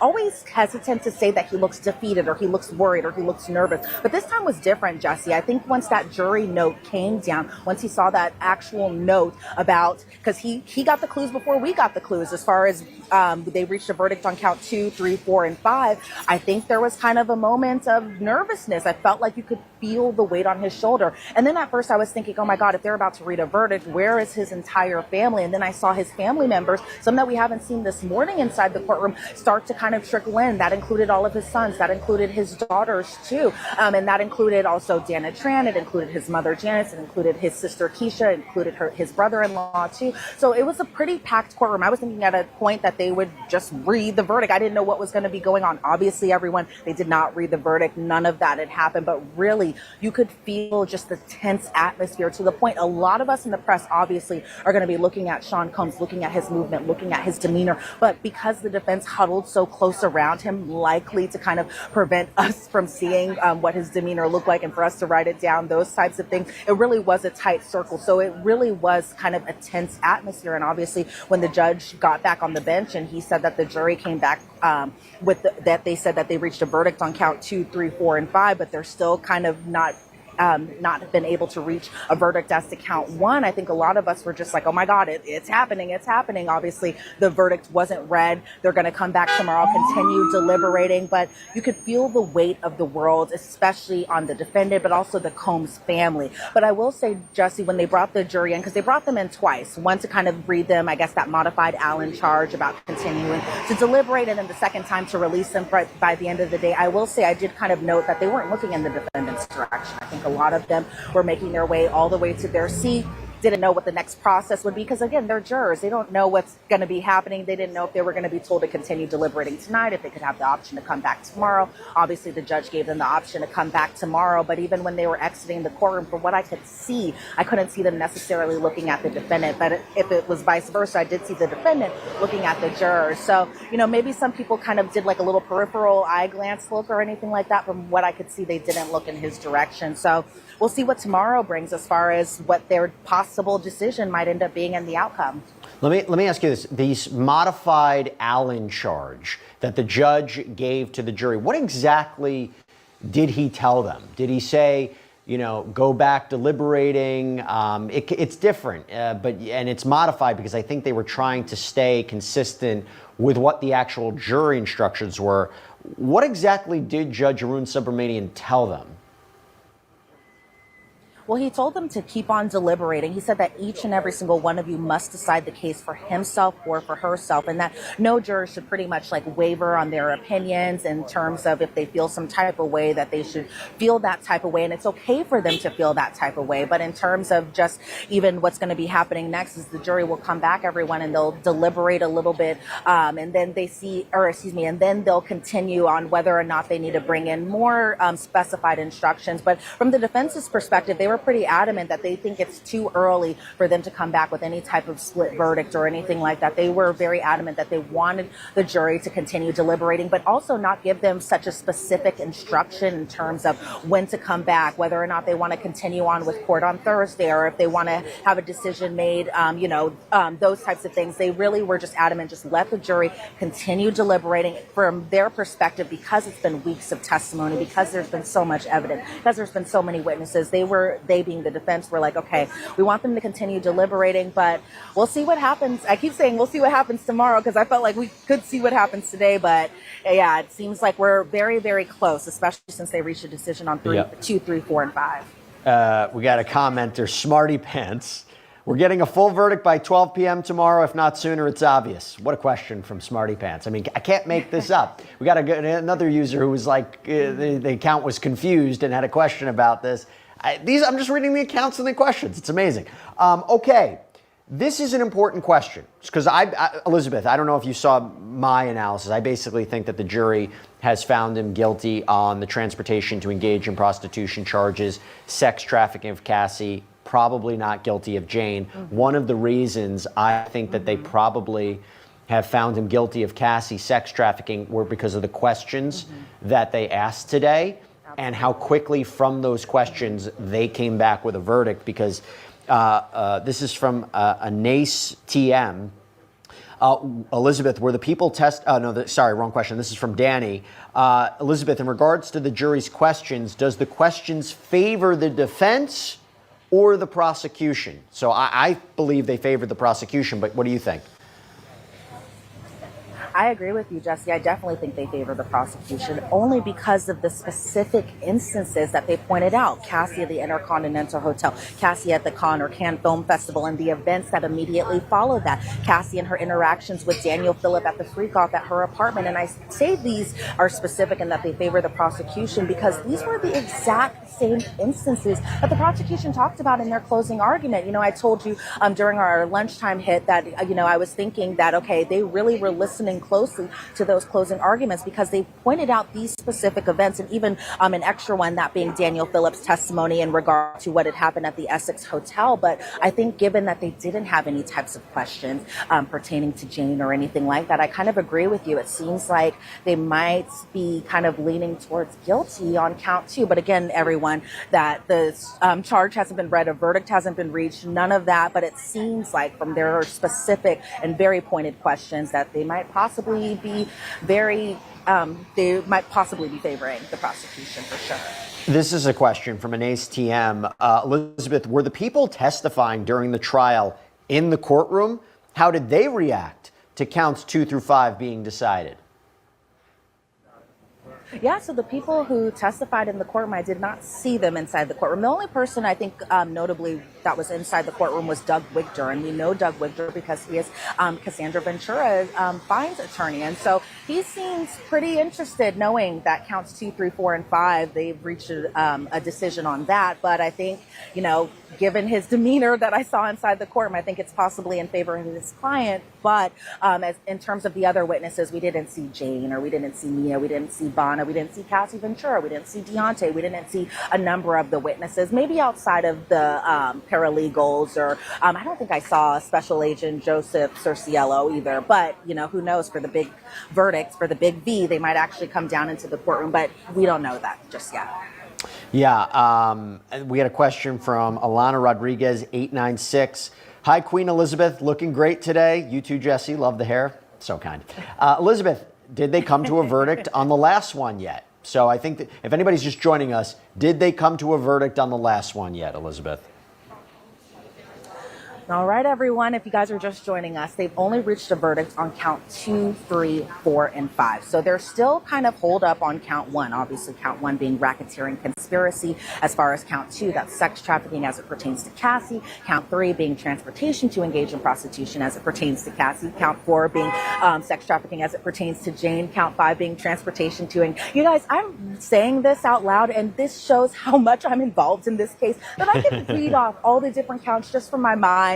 I'm not even looking at the superseding indictment. That shows how involved I've been in this case. But just to answer your question, everyone, count 5 being transportation to engage in prostitution. And there weren't really there weren't any questions regarding that. So it seems like it's possible that it might be in the government's favor.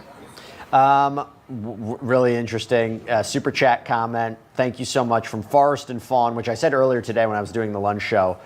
Amazing name. It's like the name of like a cookie brand, right? Forrest and Fawn. Anyway. A super chat question. I absolutely cannot go away this holiday weekend thinking of Diddy. Hurry up. Well, we shall see. Elizabeth Milner, you are going to be there tomorrow. You might be there for the verdict, partial verdict, complete verdict, but you're going to be there tomorrow. Thank you so much. Great reporting as always. Thanks, Jesse. All right, I want to bring back in Safa and Bradford. Safa, you think we're getting a verdict tomorrow? You think we're getting a verdict on racketeering before the holiday weekend? I definitely think we're getting a verdict tomorrow, and particularly before the holiday weekend. This is 4th of July weekend. These jurors have been sitting on this case for quite some time. They want to go home. They want to be done with this. So I do expect that we're going to get a verdict tomorrow.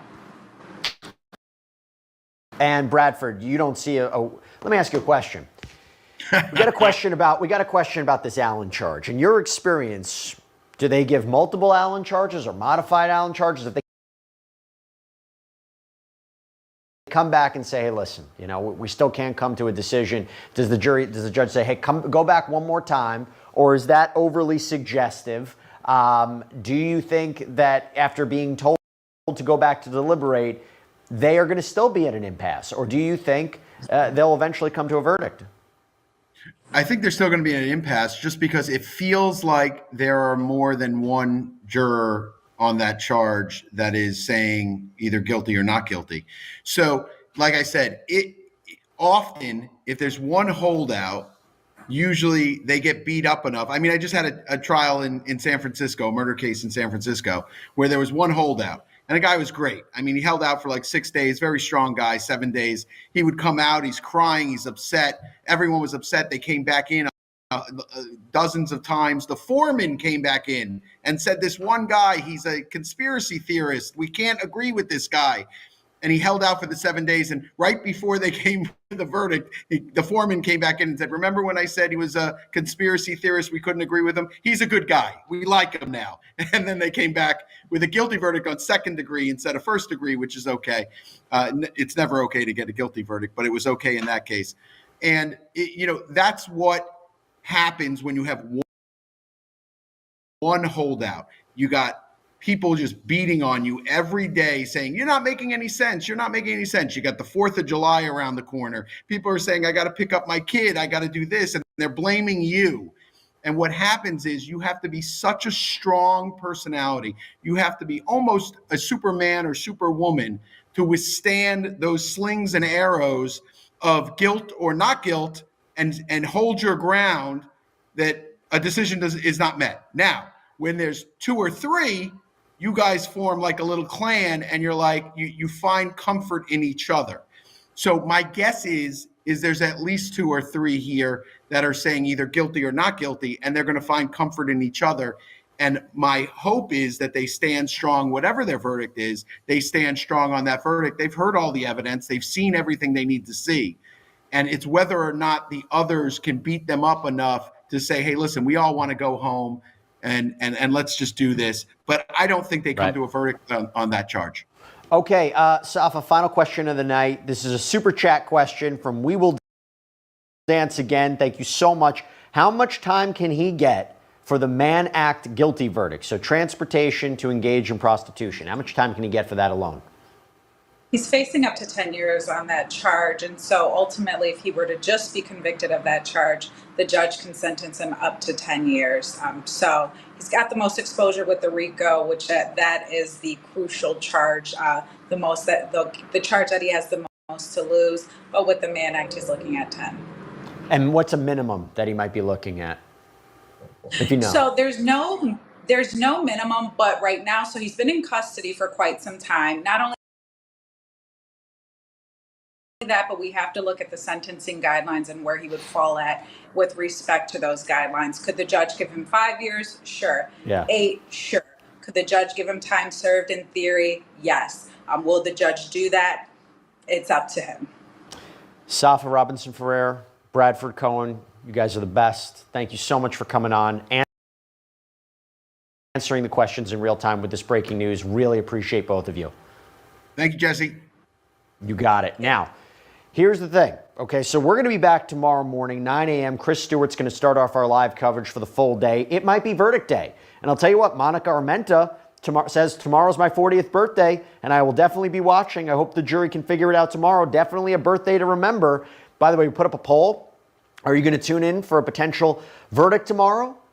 84% say heck yeah. 15% say nope.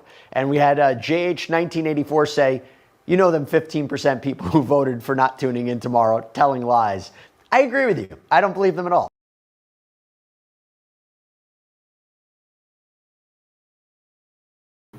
And that's going to conclude our day on Diddy deliberations. The jury came back with 4 unanimous whatevers. We don't know, guilty or acquitted. We don't know, right? However, Rico's still out. It's deadlocked. We're going to see tomorrow. Keep our, eyes and ears open to the Diddy trial and see if they come back with a verdict. And if they do, remember, y'all come on into the room with your teacups up, get your teacup filled up, and we're going to sip some tea from whatever the verdict is, okay? Keep an open mind, y'all. Do y'all want Diddy to be acquitted or do you want him to be convicted? Drop that down in the chat. What do you think he'll be convicted of out of the 5 charges, okay? And if he's acquitted, will he be acquitted on all, some, or what do you say? What do you think? Drop it down in the chat. You're sipping tea with Tanisha Talks Teas. I'm going to see y'all tomorrow for the rest of the Diddy trial. Bye. Thanks for watching. Remember to show your support by liking, subscribing, and sharing. It's a blessing. Keep your teacups filled and ready for my next upload. Until then, stay inspired and remember, always stay sipping.